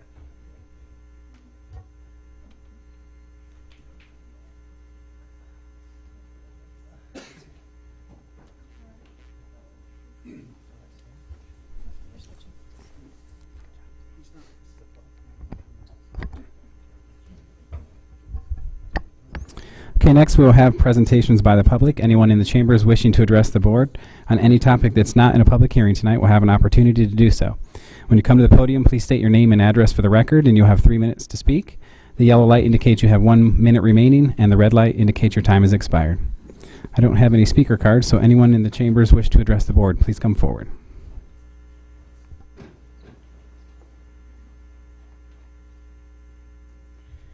Hi, my name is Pam Scruggs, and I live at 286 Mount Olive Road. I just wanted to come by today, and I wanted to express my interest in having the board consider as I see all the growth that's happening around the county, consider how we may deal with water issues for those of us that live on well water. There's a lot of growth. They'll see a lot of infrastructure being built, but it seems mostly destined for people who yet to live here, or the new development or covering development that's to come. And there's a large number of us who still live in the county that live on well water, and we want to make sure that, I want to make sure that we don't find ourselves in a position where we've lived here for 20 years and our property no longer has value, or we don't have livability in our homes. And maybe we're great, maybe we're doing fine, and the groundwater supply is fine, and it would be really nice to know that. And if it's not fine, to be able to estimate whether we're 5 years out, 10 years out, 15 years out, since that infrastructure will need to be brought to us in order to keep our homes livable.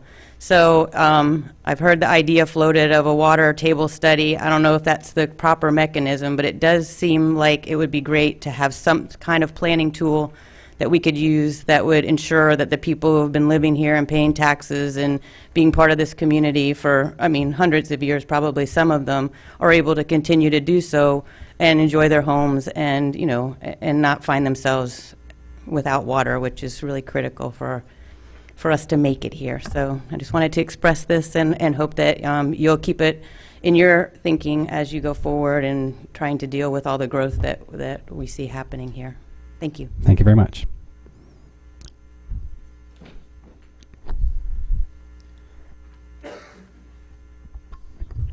Mr. Chairman, members of the board, Dr. Dean Federoff, 30 Cookson Drive in the Rock Hill District. Last summer, in public comment before this board and the school board on proposed comp plan changes and their impact on schools, I stated, quote, Stafford now has the 4th highest K through 7 student-teacher ratio in Virginia. It was 6th highest last year. This is not a category to be number 1 in. That's going backwards. In a letter published on August 2nd, 2015 by the Freelance Star in response to an op-ed entitled, Bond Rating Hasn't Come at the School's Expense, I stated Stafford County schools are moving backwards in so many categories and repeated that previous quote.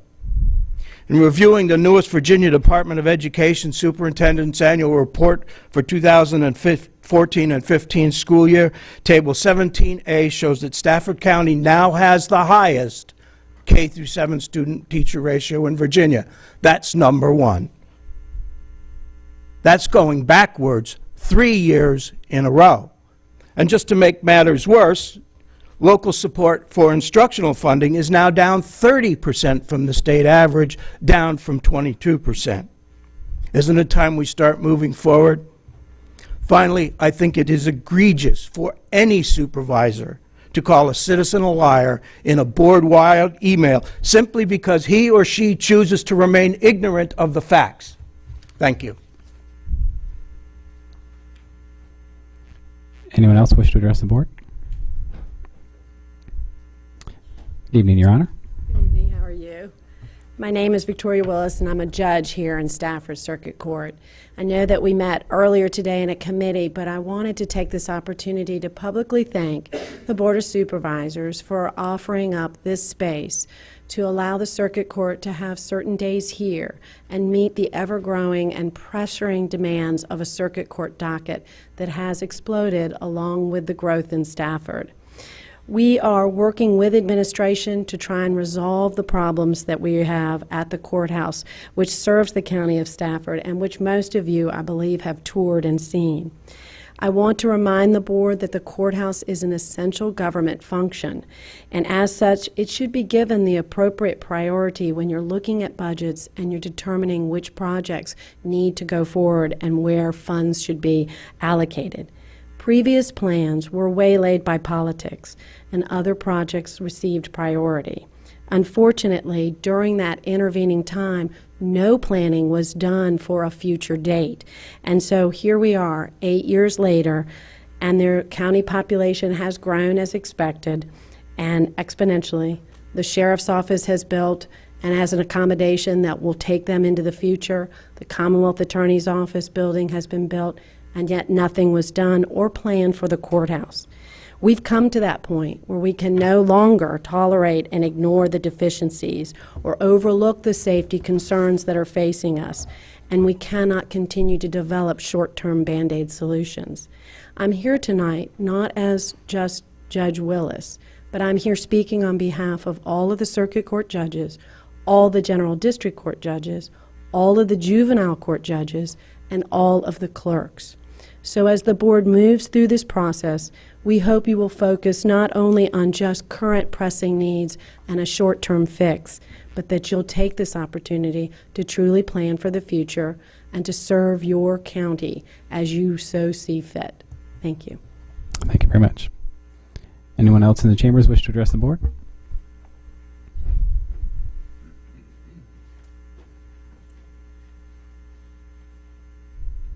Good evening. My name is Richard Fensterer. I live at 5 Mount Vernon Avenue in Ferry Farm.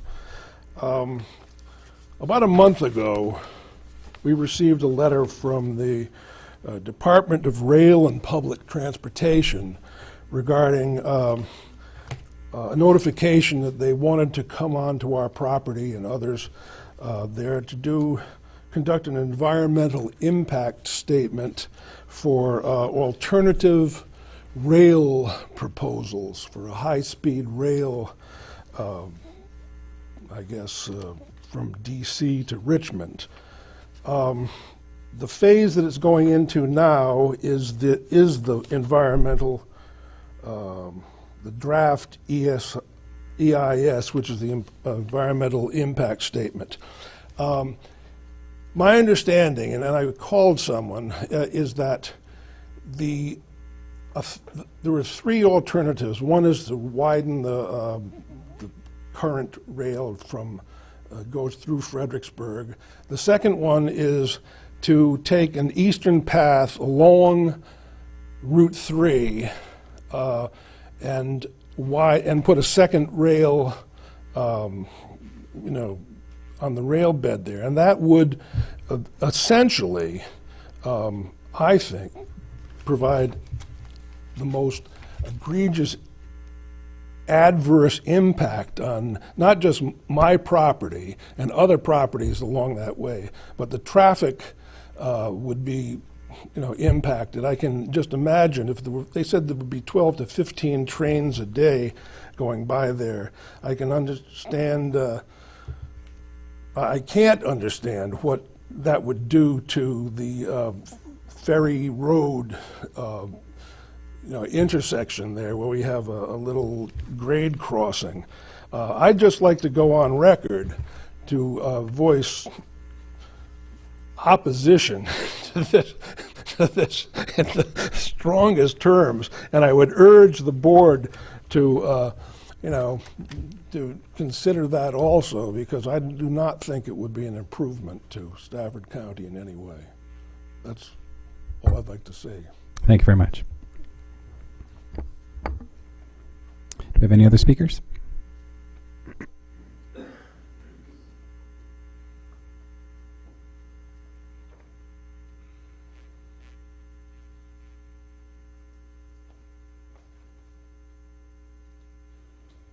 Ruth Carloni, 300 Mount Olive Road. I'd like to ask you, did you invite Scott Surville? He represents us in the northern part of the county. I'd like that answered. I've been reading with dismay about this increase of 9% or more on the water and sewer bills of our residents. We have so many people that are are retired, they're on Medicare, they live on Social Security. May not seem much to you, but it is to them. In addition to the recent net change to our property taxes, it actually went up when you said you took the rate down. We actually went up in our assessments. Now, this is an outrage for them that we have to subsidize, not we, but the other people in Stafford are subsidizing growth here. And it was just mentioned about the growth requiring greater room for the courts. That's an indication. Proportionately, you do get an increase in crime with the density of growth. Now, the other issue is the balance of the funds that the school have should not be used for transportation. That's for them to try and keep up with the school classrooms. Now that SB 49 has taken effect, they need that money to work with. Now, we do have that 2% per gallon gasoline on every gallon of gas that's sold here. We do have a 2% tax on that. That was supposed to be for transportation and VRE. Also, when I looked at the salaries and the numbers of employees that we have for EMS and the different fire and rescue, we do not have enough fire personnel in EMS. We need to hire more. It's ludicrous. If you look at that list, you'll see what I mean. I think it was like 28 for the whole county. All right, thank you. Thank you very much. Anyone else wish to address the board? Okay, seeing none, we will close presentations by the public. We move to our first public hearing, item number 30, Planning and Zoning. Consider an amendment to the zoning ordinance for additional time for the review of zoning reclassifications and zoning text amendments by the Planning Commission. Mr. Harvey. Thank you, Mr. Chairman. I'm Jeff Harvey, the Director of Planning and Zoning. The public hearing tonight is for consideration of Ordinance 016-06, which would amend Section 28204 and Section 28334 of the County Code. Those two sections of the County Code stipulate a time limitation for the Planning Commission to consider zoning text amendments to our code, as well as zoning reclassifications. The state law allows 100 days for the Planning Commission to make a decision. Our local ordinance is limited to 90 days. The Planning Commission had requested the board extend the time limit to 100 days pursuant to state law. The Planning Commission notes that in its deliberations of matters, oftentimes the 90th day comes a day or two short of a regular meeting date for the commission and forces them into either having a special meeting or voting prematurely. So the commission has requested the board consider adoption of this ordinance. Staff supports the ordinance as well. I'll be happy to answer any questions. Any questions? Okay, no questions. At this time, we'll open the public hearing. Anyone wishing to address the board on this specific topic will have an opportunity to do so. When you come to the podium, please state your name and address for the record. You have 3 minutes to speak.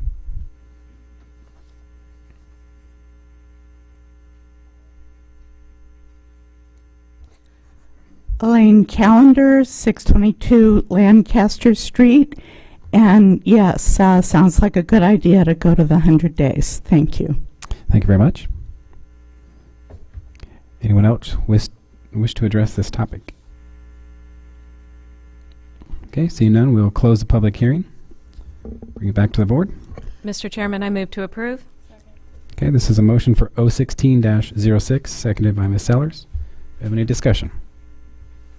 Okay, seeing none, please cast your votes. Tally the votes. Motion passes 6-1. Okay, next we have item number 31, Planning and Zoning. Consider a text amendment to the zoning ordinance for regulations of lot width in the planned development PD2 zoning district. Mr. Harvey. Thank you, Mr. Chairman. This public hearing is to consider whether or not to adopt Ordinance 016-10. The PD2 zoning district is one of our planned development districts within the county. Currently, there's only one property in the county that's zoned to that category, and that's known as the Embry Mill development. The PD2 zoning category requires a minimum acreage of 500 acres for the zoning district and a maximum of 850 acres. That's part of the reason why we only see one zoning district in the county under PD2 zoning. The proposed amendment would review and adjust the size limitation as well as the width limitation on single-family detached lots in the zoning category. Currently, the minimum width for a single-family detached lot is 50 feet, and the minimum lot size is 5,000 feet. The proposal submitted by Nash Stafford is to reduce that width down to 40 feet and the lot size down to 4,000 square feet. The Planning Commission had a lot of debate and discussion about this. They asked for examples of other projects in other localities that had similar lot sizes. They asked for information from the applicant as far as fiscal impacts, and also wanted to know about parking requirements and how our county matched up. In its consideration, the Planning Commission voted to recommend approval on a split vote of 4-3. Staff notes that the comprehensive plan does recommend that we consider alternative housing styles and types in order to promote affordable housing in a well-balanced community. Staff believes that this proposed amendment could do that by allowing smaller houses on smaller lots and provide a variety of different housing types within the PD2 zoning district. I'd be happy to answer any questions that you have with regarding to this matter. Okay, any questions? Ms. Mauer. Just to confirm, Mr. Harvey, they're asking for a lot size reduction but not an increase in density, correct? That is correct, Ms. Mauer. The Embry Mill project right now has zoning in place, and it has a proper limitation on the number of future homes that they could build within the project. Okay. I have a question for the applicant, if that's Okay, we'll wait for that one. Mr. Cavalier? Just one quick one. You said this would help create affordable housing, and seeing that this is only in one subdivision now, Embry Mill, what will be the price of this affordable housing? Mr. Cavalier, I can ask the applicant if you would please to. All right, I'll save my question to then. Thank Okay, thank you. Okay, any other questions for Mr. Harvey? I have one. Mr. Snellings? Mr. Harvey, let's say this passes, and 3 years from now, the applicant comes back and asks for a density increase. That would not come before the board, is that correct? That would only go to the Planning Commission? Mr. Snellings, if the applicant was requesting more homes than are authorized under the current zoning, they'd have to come back for a proffer amendment, which would involve public hearings with both the Planning Commission and the board.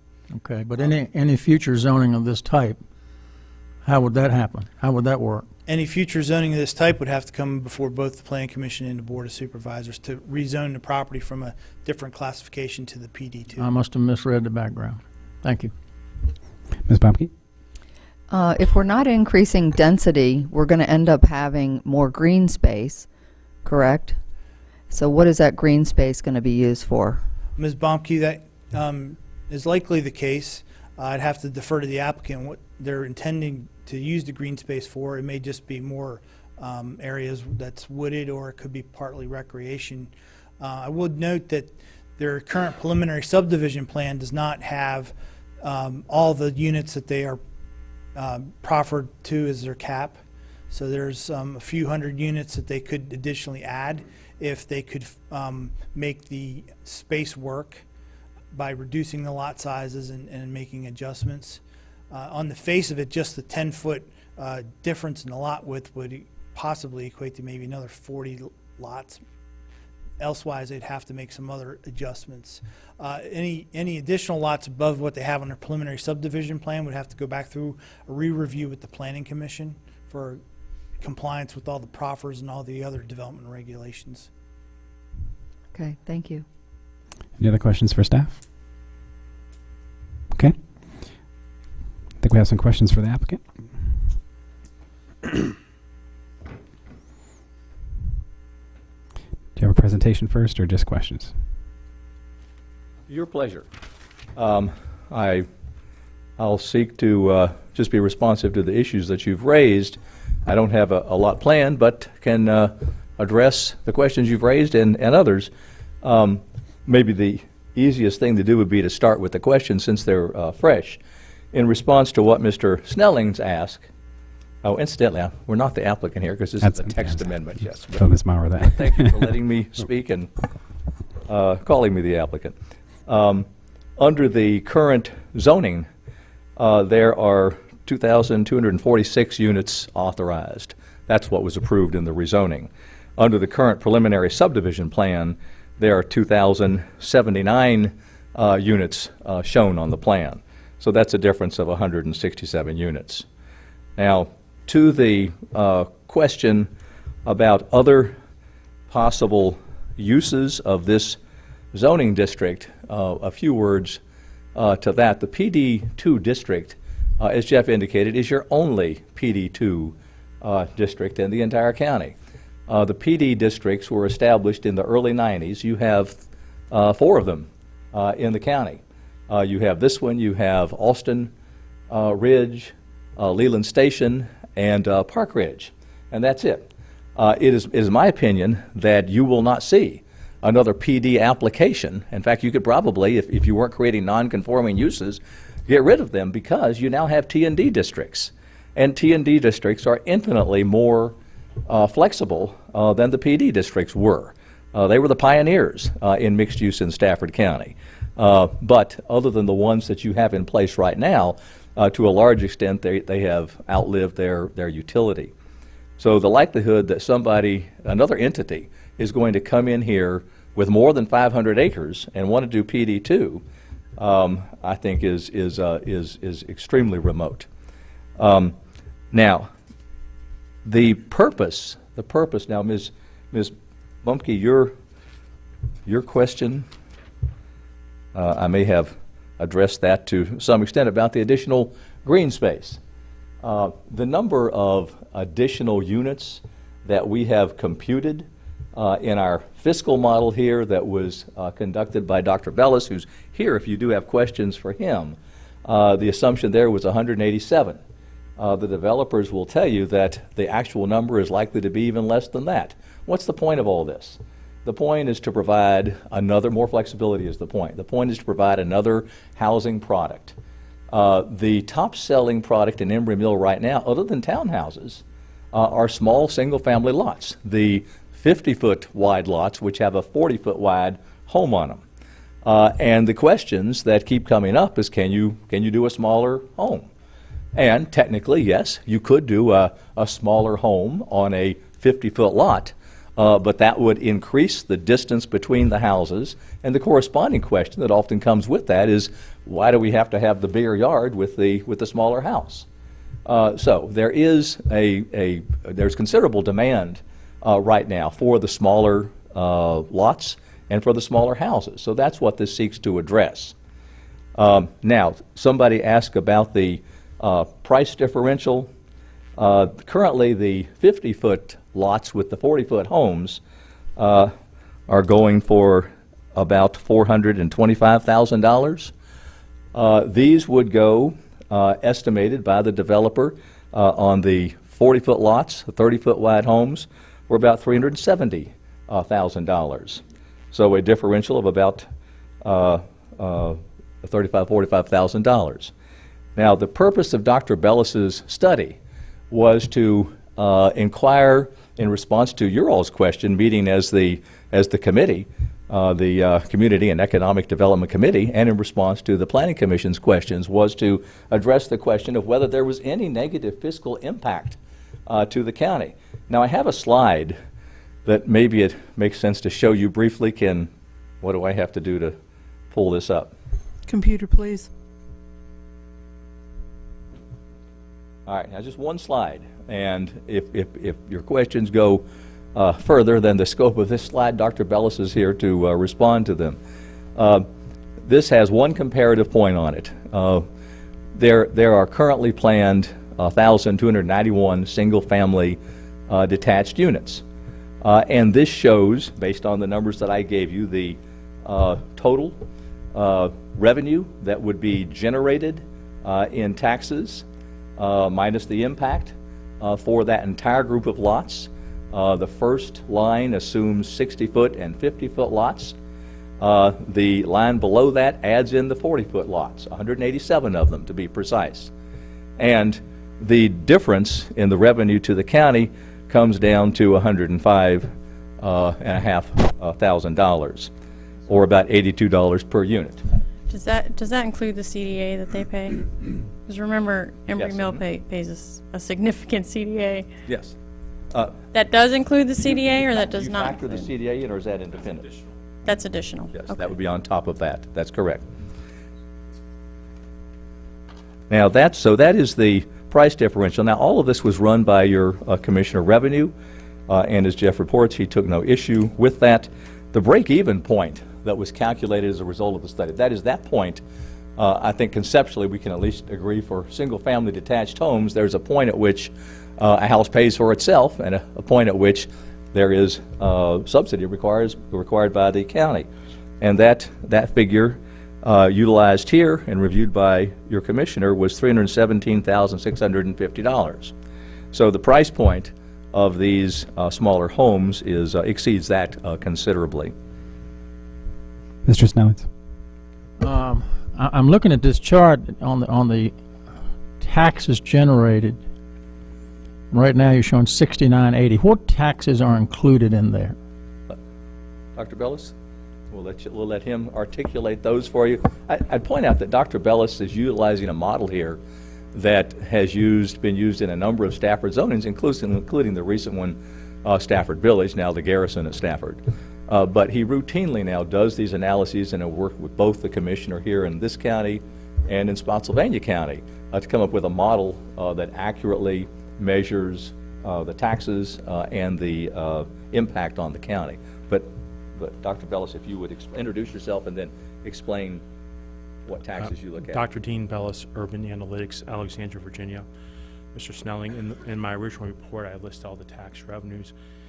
Specifically, those revenues include real estate taxes, personal property taxes, sales taxes, consumer portion of utility taxes, local meals taxes, other taxes, which is a compilation of other taxes in the county, licenses, fees and permits, fines and forfeitures, use of money, charges for services, miscellaneous revenues collected by the county, and then intergovernmental revenues that are shared between the federal government and the state to the county, all revenues that come to the county.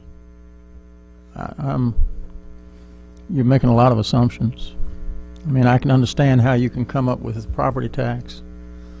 I don't know how you can assume that everybody's going to have X number of vehicles in their garage. I don't know how you can assume that everybody's going to eat out a certain period of time. I don't know how you assume all So that. instead of making those assumptions, which are called marginal assumptions, that's a very good question. It's much easier to do a average costing approach. So we look at the audited financial statements from the county. We determine how much revenue the county brings in, and in 2014 that was $271.2 million. We can then apportion that money across all residents and workers in the county. So coming up with an average costing approach tends to reduce the estimate of how much money people spend for meals and personal property and whatnot. On a marginal cost approach, you may go out and buy a $30,000 car or $40,000 car, you pay a higher property tax. On the marginal cost, the average costing approach, it assumes the value of your car is the same across the board as everyone in the county, which is much, much lower. And so these revenue estimates are actually pretty low. Okay, thank you. Thank you, sir. All right, Mr. Cavalier was next, sorry. What perked my ears up whenever Mr. Harvey was giving his presentation, and that wasn't quite sure where that term came from, but it tends to alarm me nowadays, is that term affordable housing. Okay. And so I've had some issues with that in recent time here with regard to a certain apartment complex. However, so now you're saying what, $370 or so is going to be the average price before you add on a lot of options and things like that, of course. But and forgive me, but I'm sure you'll know the answer to this because you're the numbers guy, and I'm not in the housing market, so it's been a long time since I bought a house. What would be the income required if you were to purchase that house without, using other funds, with just the minimal down payment, say 3.5%, I think they allow nowadays under a new first home buyers program, to qualify for this? I can actually take out my calculator and calculate that for you right now, if at my seat, if that would be easier. Yeah, I'm just trying to get to find out what that income level is to get this affordable housing and base that against our median family income in Stafford, which is now I'm told the 5th highest in the nation, and just all these things are relative to me. Sure. So, in some reports that I do for the county, I include an economic impact analysis, which would have that number for you in the report. This report, we were just looking at the fiscal side. I can calculate that number, take about 5 minutes. If you're saying to me that you're the 5th highest Well, income somebody in the county, recently told in the me that. state. We were 7, now I'm heard we moved to 5. I don't know. We're somewhere in that range, I though. guess that's a good thing if Well, you're saying yeah. that, it's an affluent county. But, this term affordable housing has been bandied about for years and years, and it has different connotations to different people. And lately, the past 10 or 15 years, there's been a switch to a phrase called workforce housing. And the easiest way to explain that is as counties become more affluent, and I'll take an extreme example. I'll use Montgomery County, Maryland, and Potomac, which is a very wealthy county in Maryland. There are houses in Potomac that are worth $2-3 million. So affordable housing, quote unquote, or workforce housing is usually 60% to 80% of the value of the home, of the income needed to support that. So if you're earning $300,000, $400,000, $500,000 a year in Potomac to live there, affordable housing is someone who's earning, 80% of that. $400,000 a year income versus $500,000 a year income. That's affordable housing.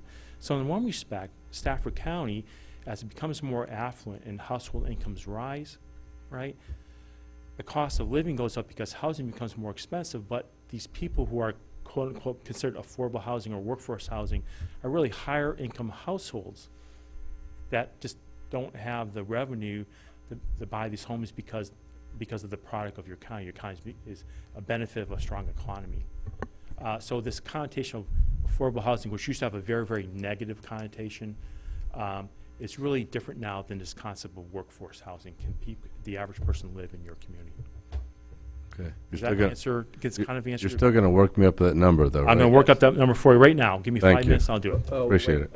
Did Mr. Milday have a question? I'm going there next. Mr. Milday. Okay, so my concern, and you're trying to address it, I think, is that I'm not worried about affordable housing, or maybe even that you would suppose that you would call something affordable housing that other people would find not affordable. My problem is more not a problem. My concern is that when the county makes a deal and agrees to a certain type of subdivision, one of the factors that's considered, especially when I'm involved, and I don't know exactly when this was done, what they were thinking, but one of the factors is, of course, the tax revenue, and you've been trying to address that. So you have 187 units that would change their lot width. Did I get that right? Well, That's the assumption that he used in his study. Yeah, right. 187. First of all, you were very clear in earlier subcommittee meetings that you are not adding, and you will build the same amount of homes regardless how wide the lots are, Correct. right? Correct. And you seem to have convinced the staff that that's the case. So 187 lots would be smaller somehow. We're not sure where the residual. I'm not clear on where the residual space goes, but you'll have a 30-foot house on a 40-foot lot instead of a 40-foot house on a 30-foot lot. 30 on a 40 rather than a 40 on a 50, or a 50 on a 60, or anywhere in between.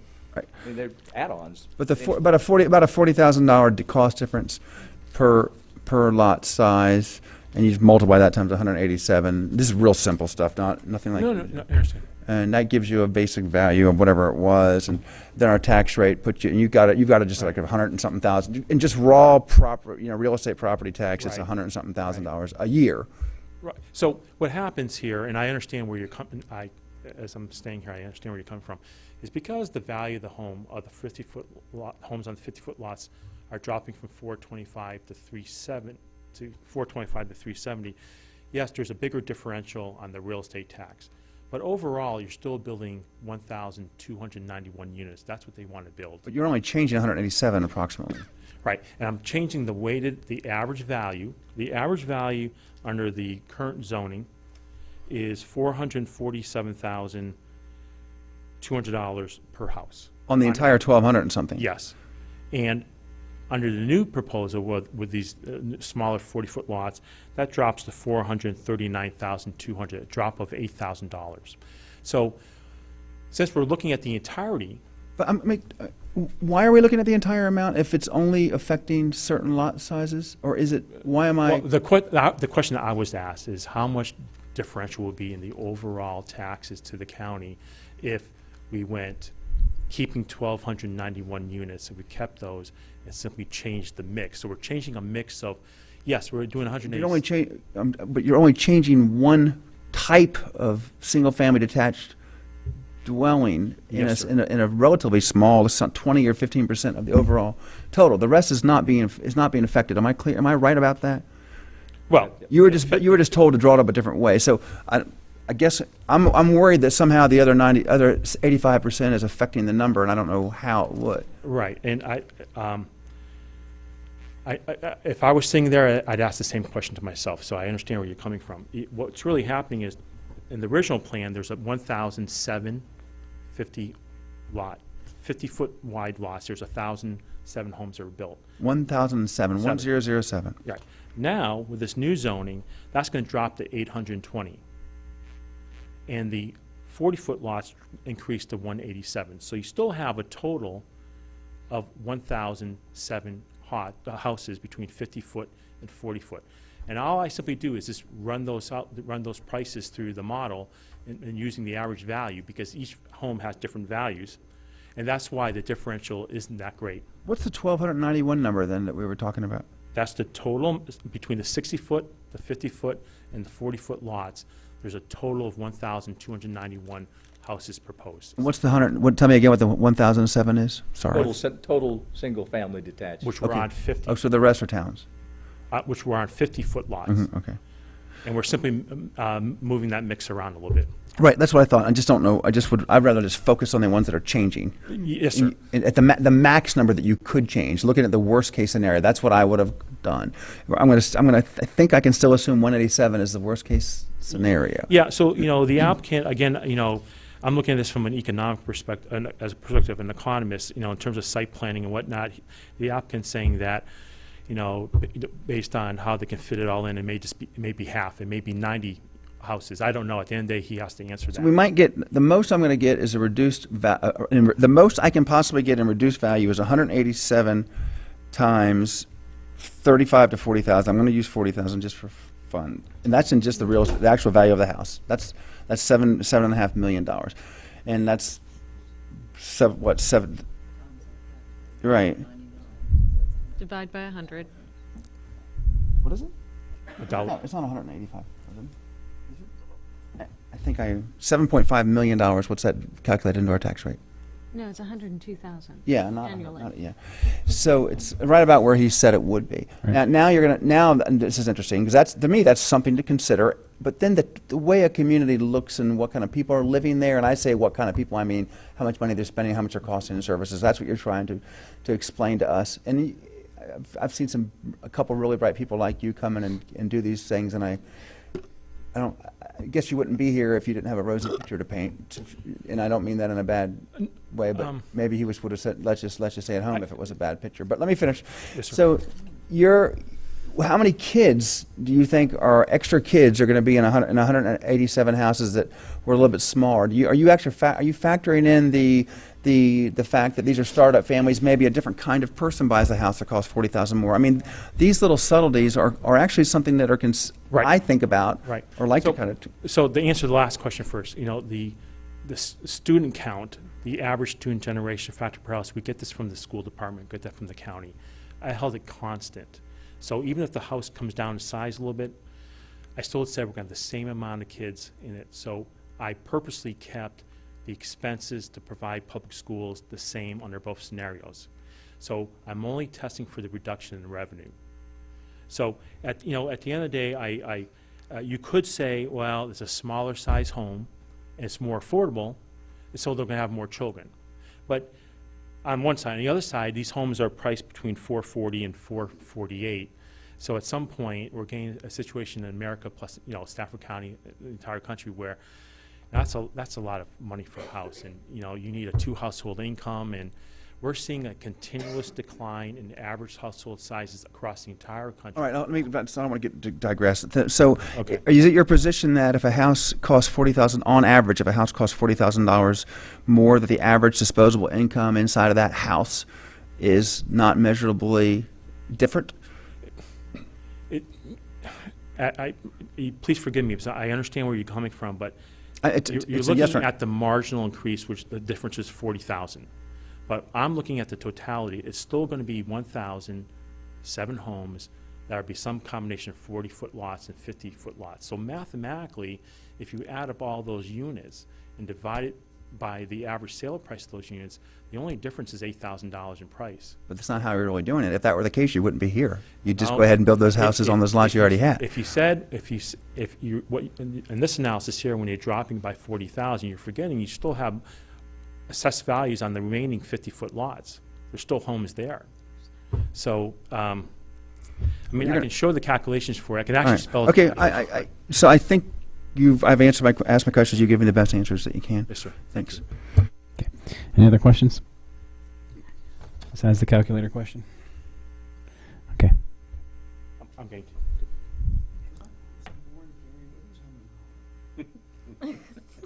Sorry, Gary. Okay, if we don't have any further questions, I think we'll go ahead and get public input, and then we can get the number. All right, okay. I was Is that going to okay? say, I would like to add one thing, if I might, Go ahead. Mr. Chairman, to what Dr. Bellis indicated. Currently, there are narrower homes than 40 feet on 50-foot lots. Some people want them now.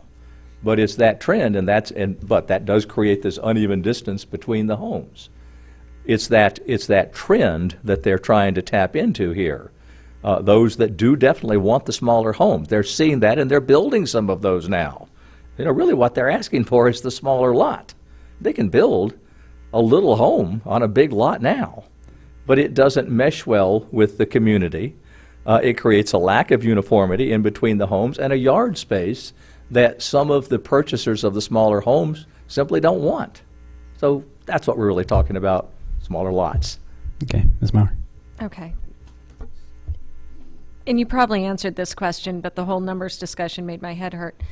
And I usually like numbers. But what are they doing with the additional green space? What is the intention? There is no plan for the Okay. additional space that is created. And the only way that they could do something that from your standpoint would be of concern would be either if they wanted more units overall to come back in for a proffer amendment, or to design an entire new layout and go back to the Planning Commission and try to obtain additional units that fit in with their current design and planning that were still within the proffered cap. They're 167 units short of the proffered cap. So, will they ever try to seek those additional units? Maybe. If they do, they'd have to go back and do a whole new preliminary subdivision plan. They spent years working on the first preliminary subdivision plan. So they're not easy answers to those. They're not proposing. There are no plans drawn to change preliminary plans. This really just comes down to wanting the smaller lots and to market the smaller homes. Okay. Do we have that answer, or should we? Yep. Yes. Thank you. So, would At the mic, please. So you Sorry. can be on TV. I don't think people want to see me on TV. So on the 40-foot lots, average sale price of $370,000. I assumed a 3.25% mortgage interest rate, 5% down for a VA or FHA loan for people who want to get the lowest down payment, 30 years, and the income required would be $61,200 annually in order to support a mortgage for that home. Yes, sir. Okay. Yeah. Okay. Bear in mind that all of his calculations are conservative to try to capture a worst-case scenario. Okay. Any other questions before we open the public hearing? Okay. At this time, we'll open the public hearing. Anyone wishing to address the board on this specific topic will have an opportunity to do so. When you come to the podium, please state your name and address for the record. You have 3 minutes to speak. Anyone wishing to address the board?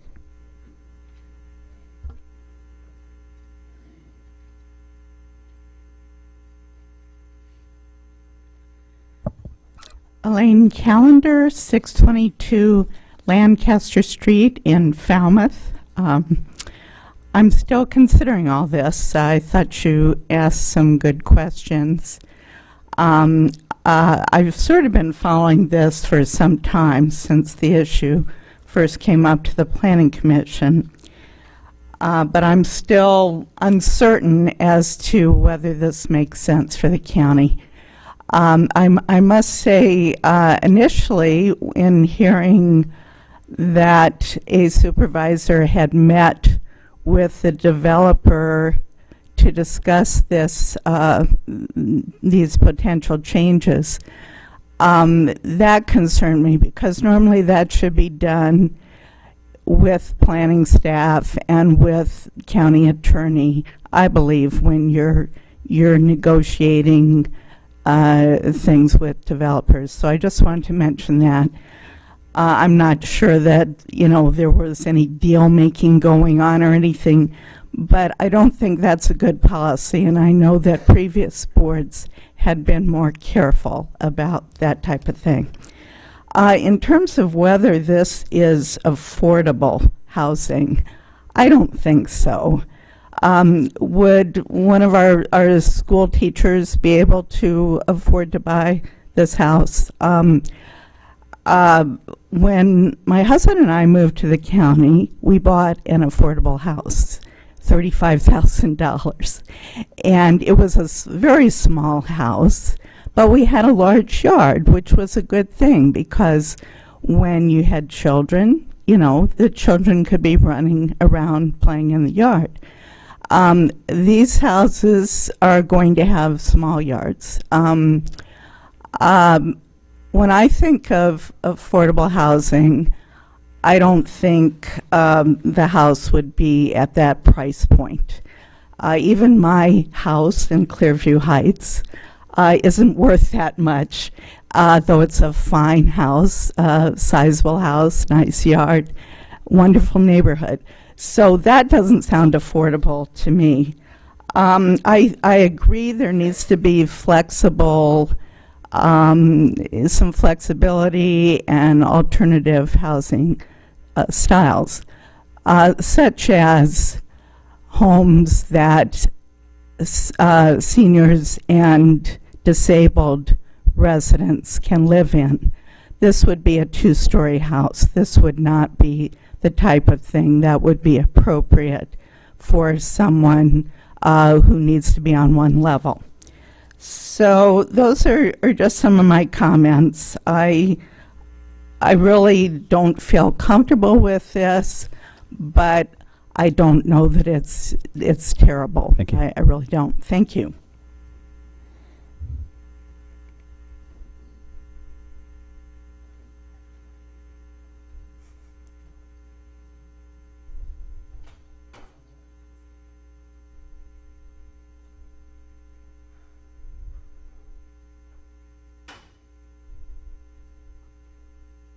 Ruth Carloni, 300 Mount Olive Road. After reading the two letters from Lemming to the county, and that this was done, I agree about the question about in the public eye. But as far as this affordable housing, if you look at the homes that have been sold, the prices, they run $200 to $300.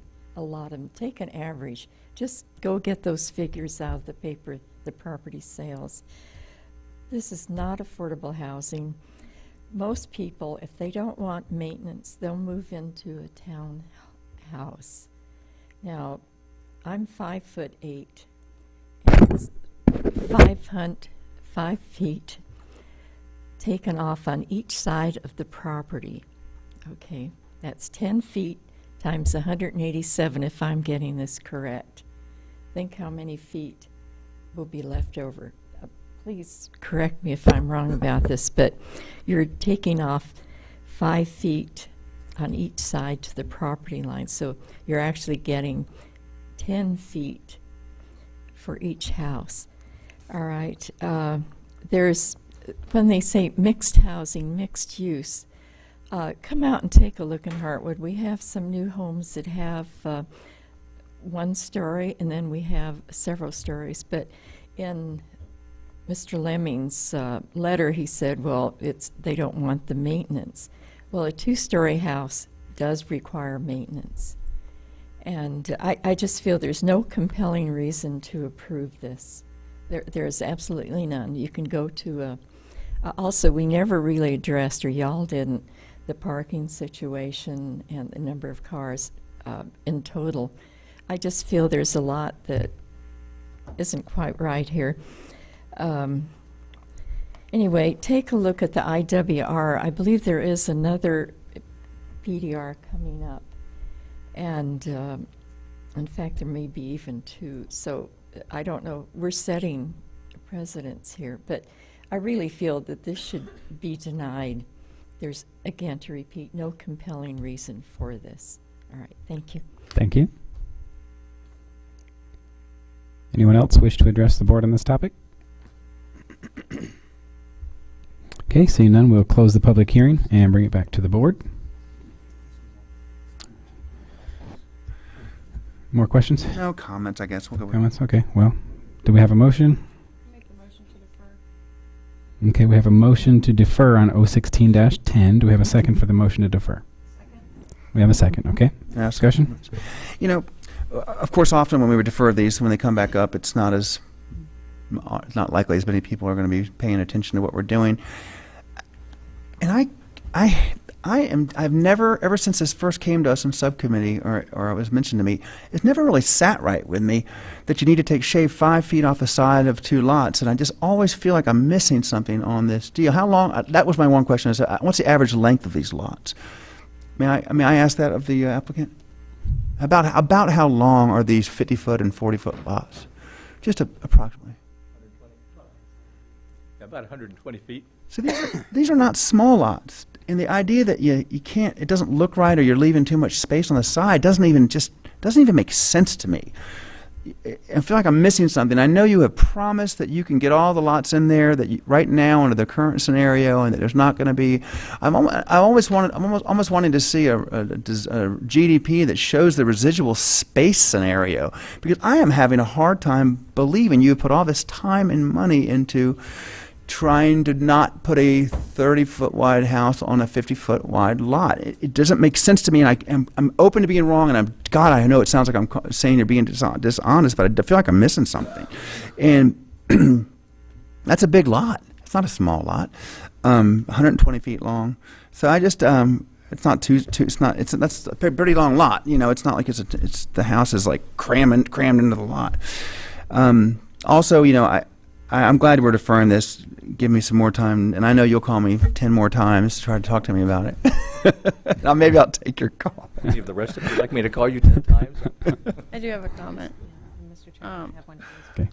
When this was brought to me, there were no deals being made. There were no shady things. It was asked of me, as every project gets asked, and the thing that you say is, well, call Jeff. That's exactly what you say as a supervisor. Call Jeff. I have no problem with you talking to staff, but call Jeff. And when you come into the neighborhood, the green space, Embry Mill has tons of green space. Yes, I get the lot thing, and I'd like to see some pictures of it too and see how this is all going to lay out. But we have tons of green space. We're the only place in North Stafford with a dog park, a gorgeous dog park, by the way, a pool that could challenge any pool, not only in the county, but I'd say in the region. And so when it comes to green space, it's not as much. That's not as big of an issue because I'm familiar with the neighborhood.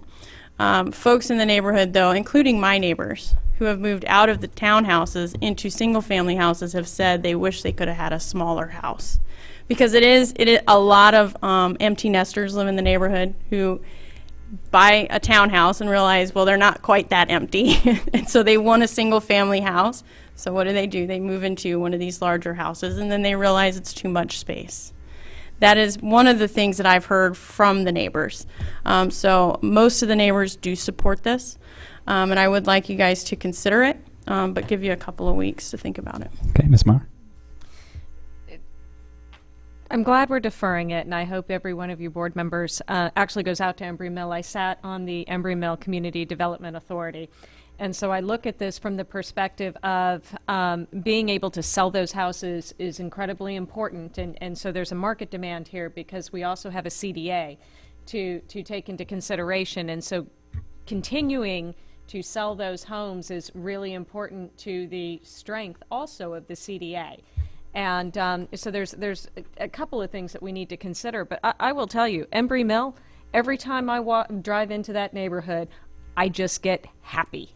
The way they have designed that neighborhood, the way the houses are closer together, they don't have a middle product between the townhomes and the larger homes. I became very intimately involved with Embry Mill, and quite frankly, if it were in the Rock Hill district, I would live there. It is just very well done, and you know, Newland has done a fantastic job there, and so I really encourage every one of you board members to drive through that neighborhood, because it really is a great neighborhood. It's being done very well, but they do not have a mid-tier product, and that's the difficulty that they're having.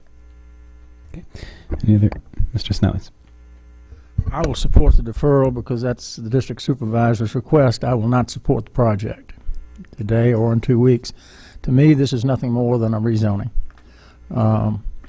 I've been around this horn a long time, and I know what everybody says today. We're not going to build any more homes. We're not going to do this, and that's fine, and I believe every word they're saying. But what happens 3 to 5 years from now when this business plan doesn't work? They're going to come back. We want to build more homes. Same thing's going to happen for the rest of it. So this is going to affect every one of these root zonings in the county, present and future. So I'm not going to be able to support it. Thank you, Mr. Chairman. But I will support the deferral. Okay. Mr. Milday? Remind me what cash this is an old project. Huh?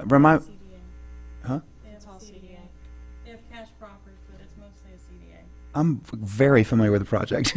I'm asking, but I don't remember what the cash proffers were on the rezoning that was done well before my time. Do you remember, What are the Mr. cash Harvey? proffers per unit? Not sure. It's just a few $1,000s a unit, if I'm not mistaken. Lower than that, a few $100s. So it's a beautiful community. Yeah, you should live there because it's being subsidized because of the horrible deal the board made. And I'm not making a joke. I'm not like grandstanding and Laura. That big ass community has got all those people moving into it and is not paying any cash proffers. Let me finish, please. So it's a sore. My point is, it's been a sore spot. And it's been talked about in this. Now that it's getting built, it's beautiful, and I agree with you. I'd love to live there. I think it looks like it's a lot of fun, and we're building our stuff around it. But that was not. That's a wound that's been It's finally scabbed over. About allowing thousands of units, 1,000+ units, and some apartments that we're not talking about that are part of that are all part of that. And without getting the appropriate, even a laughable amount of cash proffers. Nowadays, we would have gotten 40, 50, or 100 times as much money from the developers, and we would have gotten it. And we know that down the street, we're getting it. So it's just it's another one of my reasons where this is kind of hard when you come in, when you're building a beautiful community, but you're asking to make a change, and it just makes. I've had to listen to people talk about people moving into the county, and they don't. Scaring by saying we need people to move there. That's not necessarily what I hear from a lot of my constituents. Okay, Ms. Sellers, take a breath. Mm-hmm. Is it my turn? Yes. Well, that's one-sided, and I will send you my CDA bill that came out the beginning of this month that was paid, and every one of my neighbors will send you theirs as well. Because it's not just that they don't pay cash proffers, they pay transportation impact fees, cash proffers, and they're building Mine Road. Don't forget, they are building Mine Road. And that's going to connect 610 to 630 completely through without having to go to Austin Ridge Road. So to say and to put this 100% on cash proffers is only half of the story. And they'll be paying those for 30 years. And they do change with time.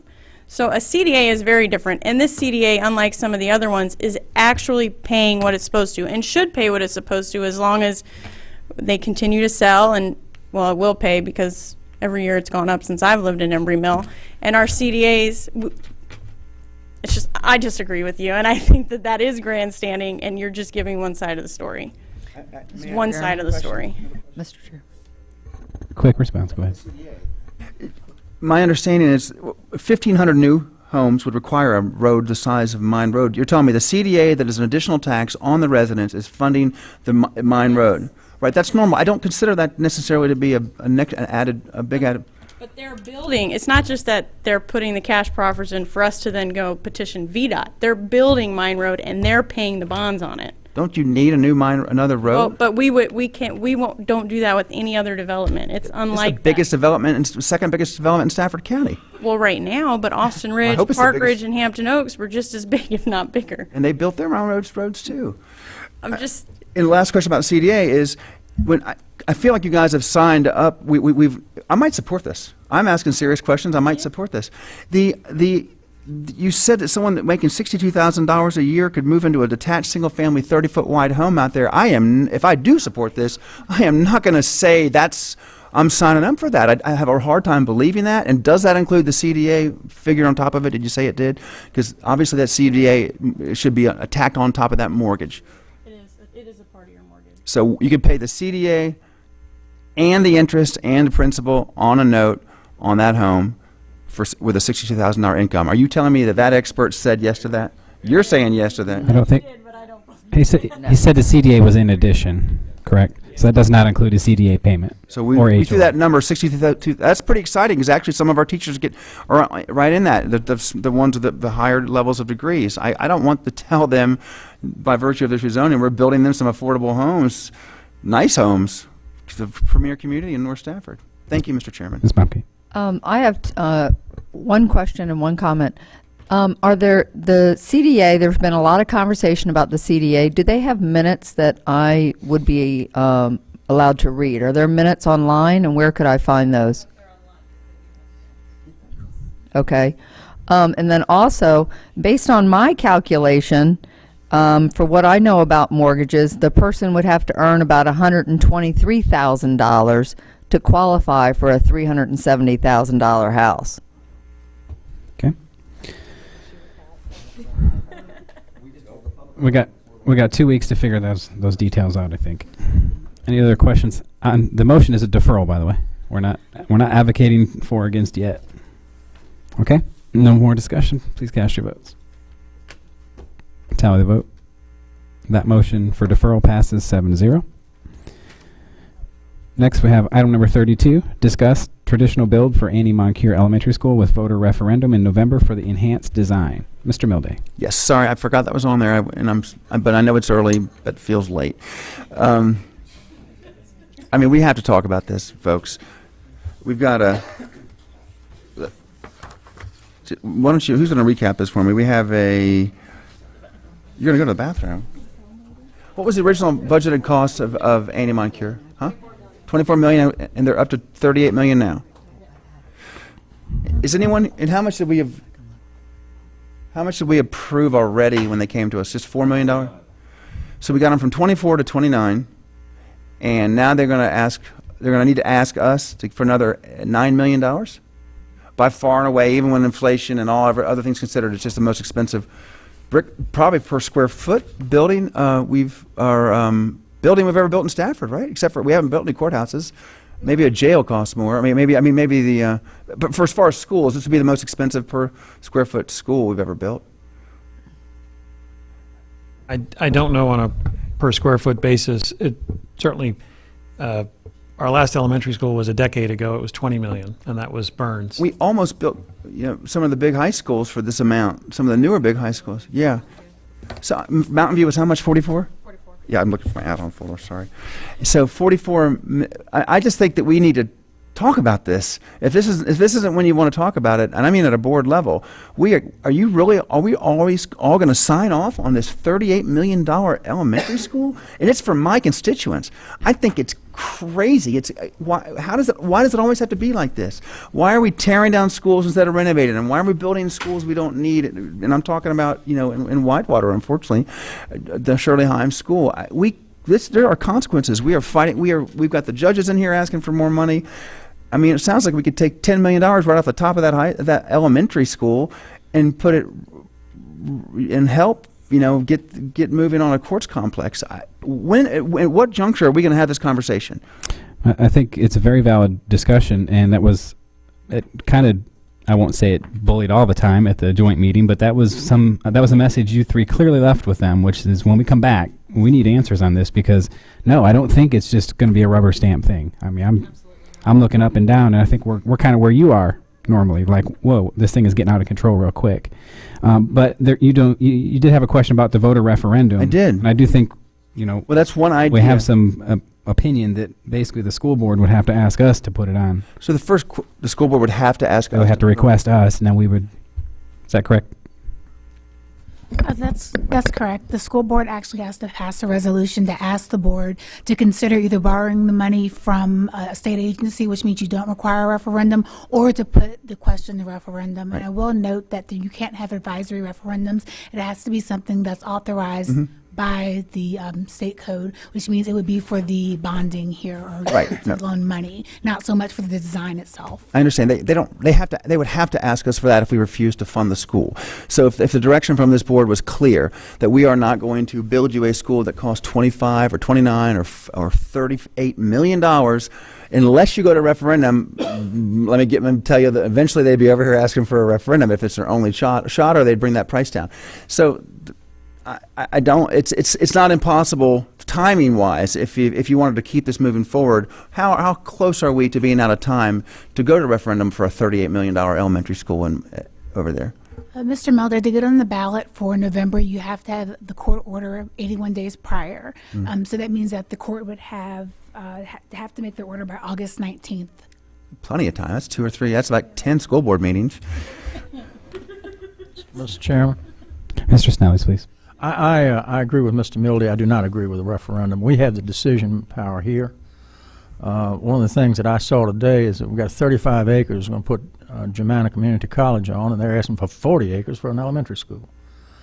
I cannot, in good conscience, represent my constituents and say we're going to build a $38 million elementary school. Just cannot do it. And I don't think we need any referendums. I just think we need to say, folks, this is how much money you're going to get to build this school. work with it, period. Thank you, Mr. Chairman. Ms. Bauke?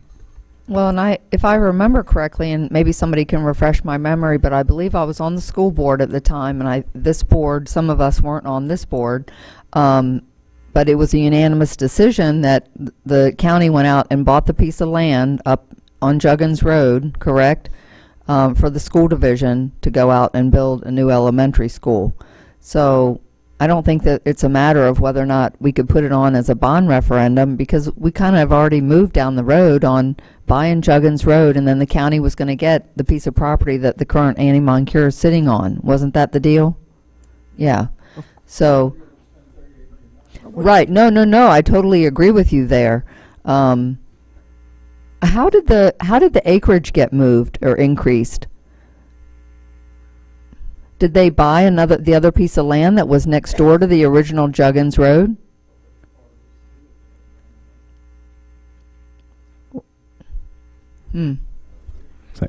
Well, Okay. Well, I think that, I'm definitely not in favor of putting it on as a bond referendum item. I mean, but I think it's definitely a conversation, and I thought that's how you all left it when I was at the 3-on-3 meeting, that it was going to be a big discussion at the next meeting in August. Mr. Chairman? Please. I think I may be able to clarify Mr. Snelling's in the Q&A that Ms. Collins provided earlier today. There is a $1.7 million number for land acquisition. That was the price of the land that we purchased. So we're showing that as part of the project cost, but that money's already been spent. Mr. Chairman? Please. And what was said, and I thought left as guidance at the 3-on-3 meeting, and again, I reiterated this to Mr. Hirons today, who came to our FAB meeting, was that it is now incumbent upon the school board to take a look at the whole cost of this new elementary school design, come back with some recommendations on how they intend to either make this affordable or cut some places to lessen the cost. So right now, that is their task.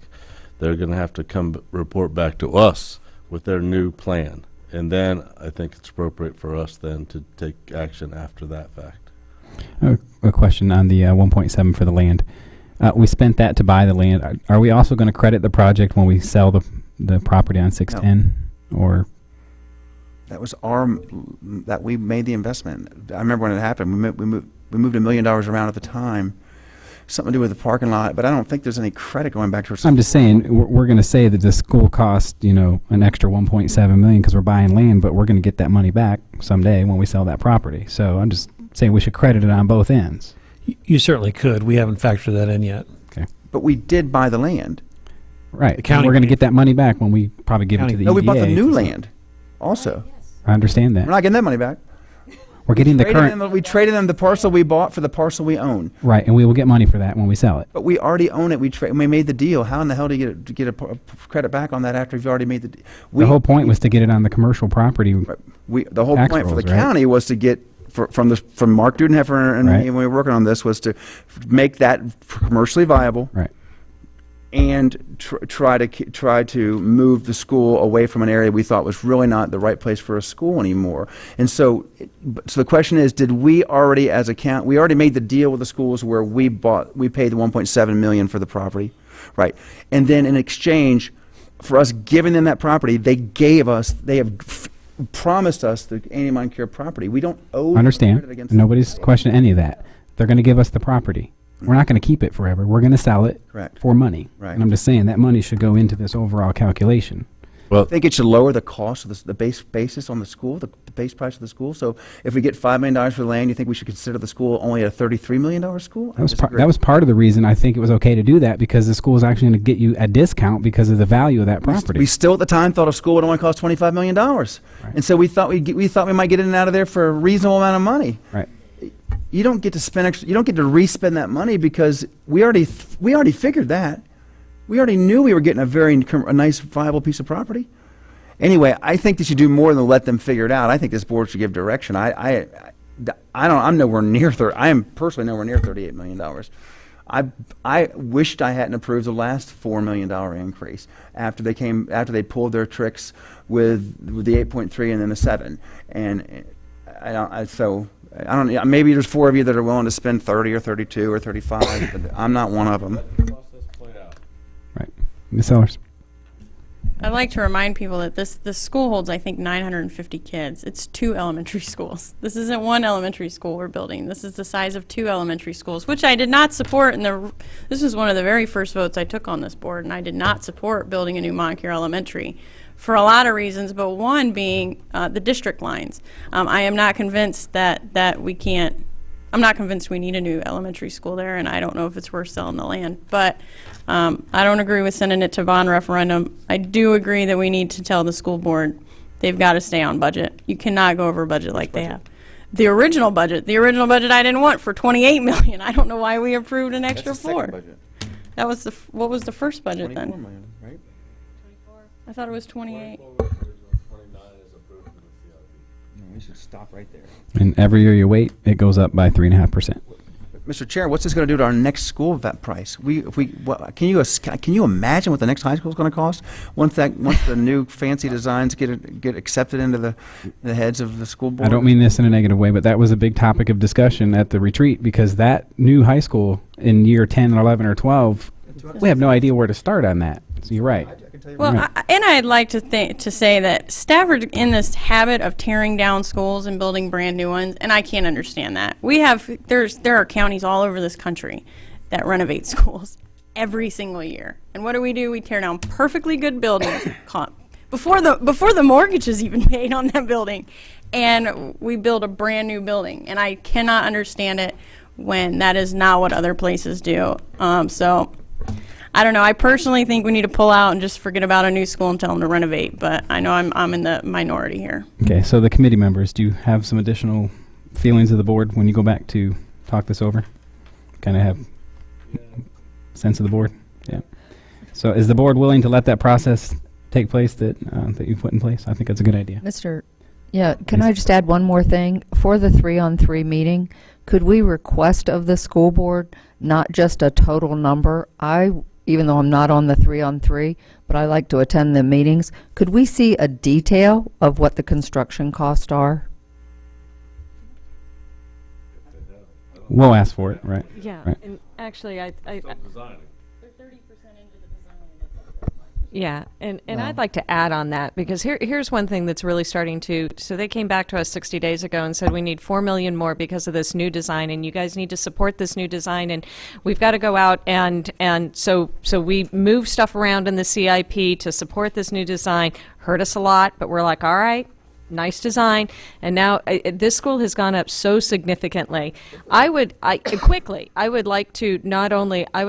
the original RFP for the design because I want to know what they were asked to include in it. I'm at a point to where I want to see email traffic on this school because there is just no way we can go this quickly up in price. There's got to be something between the director of construction and the design people, because I'm hearing stories coming out of these design committee meetings with the schools, and they're not that positive. They're talking about tree houses and amphitheaters and walls opening up on the cafetorium.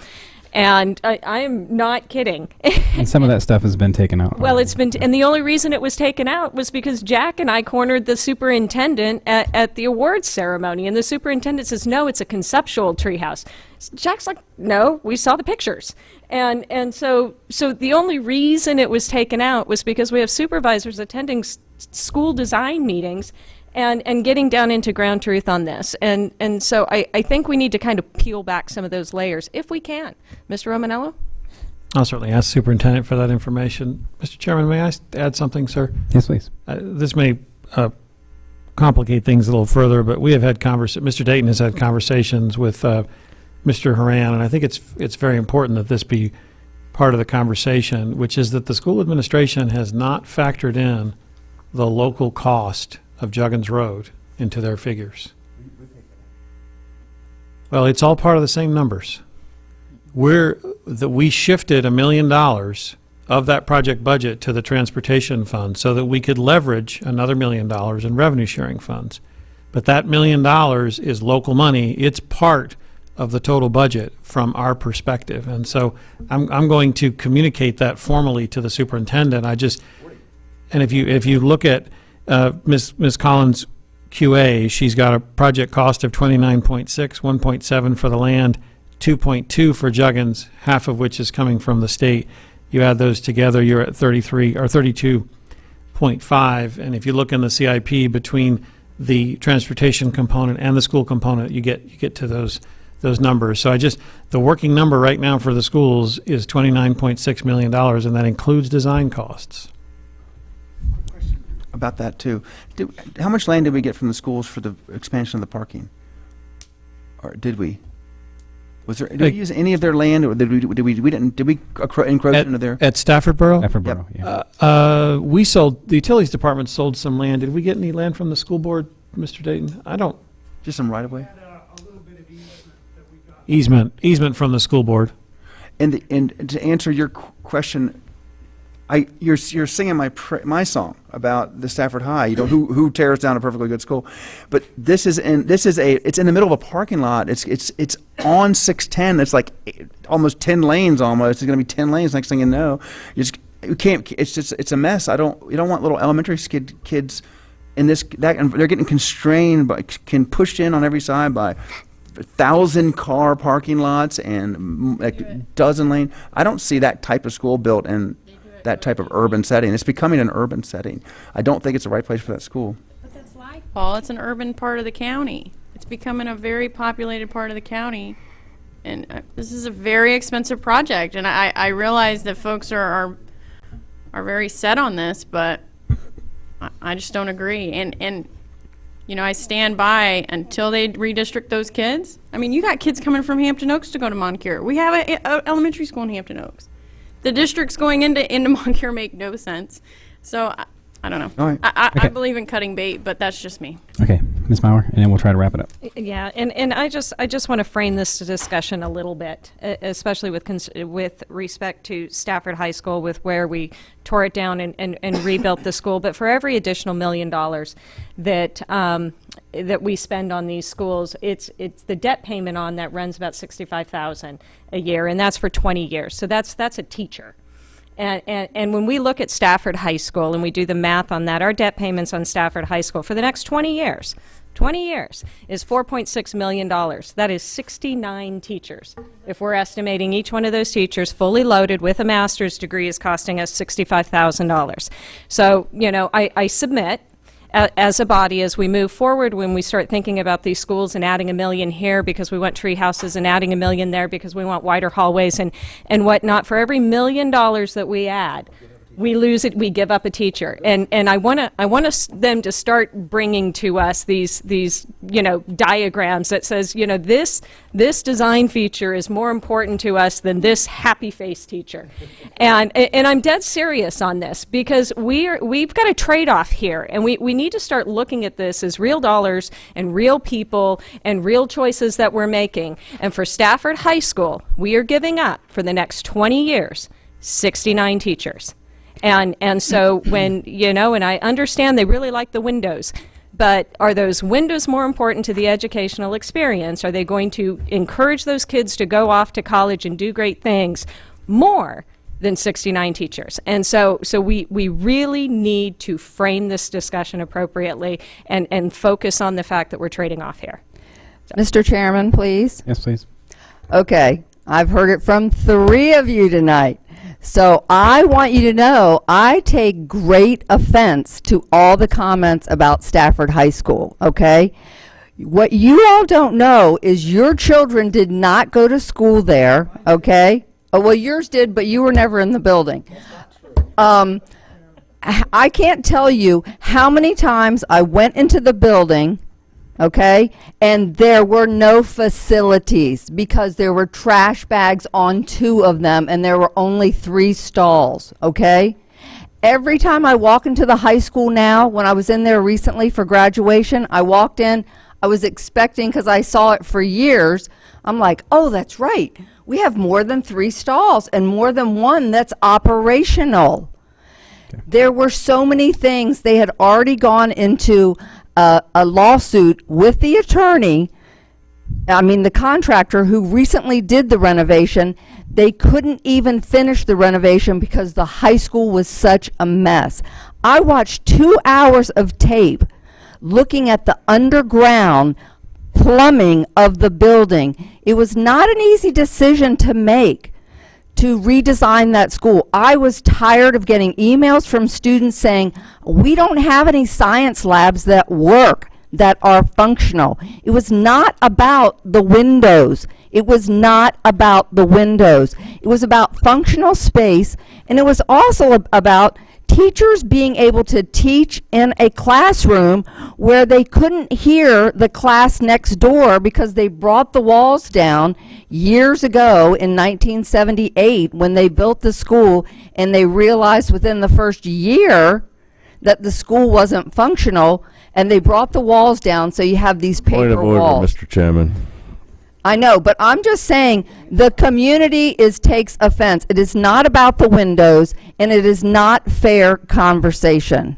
I think the subject matter is Moncur. And you're right, three different people made a comment about Stafford High School, and I personally would like to sit here and defend it too, but we've made that decision. The school is built. It's done. So we can go back and forth if we want.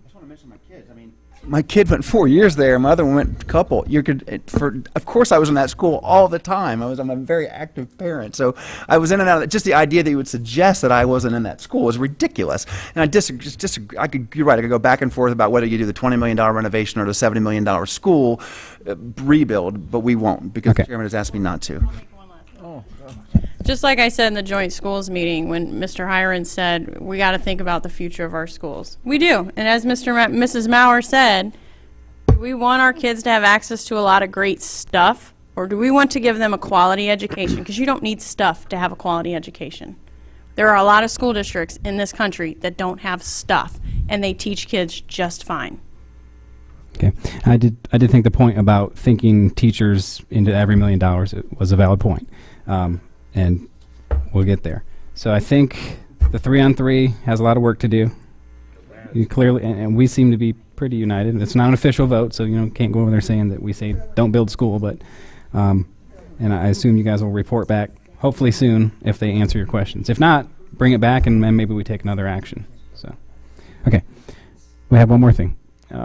Mr. Romanell had something that Mr. Chairman, just very briefly, I apologize. I know No board action. I know it's late, but Bill Garner, on behalf of the Ferry Farm Foundation, has asked for some additional one-time support for the July 4th event. As you know, the board is invited. It's an all-day event. It's fairly costly to the foundation. It's their 10th anniversary, so this one's going to be extra special. He's asked for a one-time contribution of $10,000 from the county to assist with that, so they don't have to pull funds away from the reconstruction of the Washington House. And what do we normally contribute out of the tourism fund? We normally provide $1,500 in cash, and then in-kind support of about $3,000.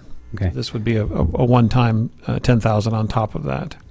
So would you consider the $3,000 in kind and do an additional 7, or is it an additional 10 that his ask is for an additional 10? I know what he's asking on a for, one-time. What's your recommendation? I think it's an important event, and I think that I support the 10,000. I think they're doing good work out there, and I think one time that we ought to support it, and I just wanted to bring that to the board's attention. Right, and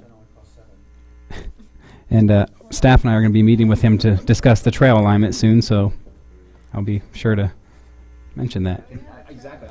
I need Bob to deliver the check and have a conversation about some of those infrastructure projects. Okay, that's it. You good? Okay, meeting is now adjourned.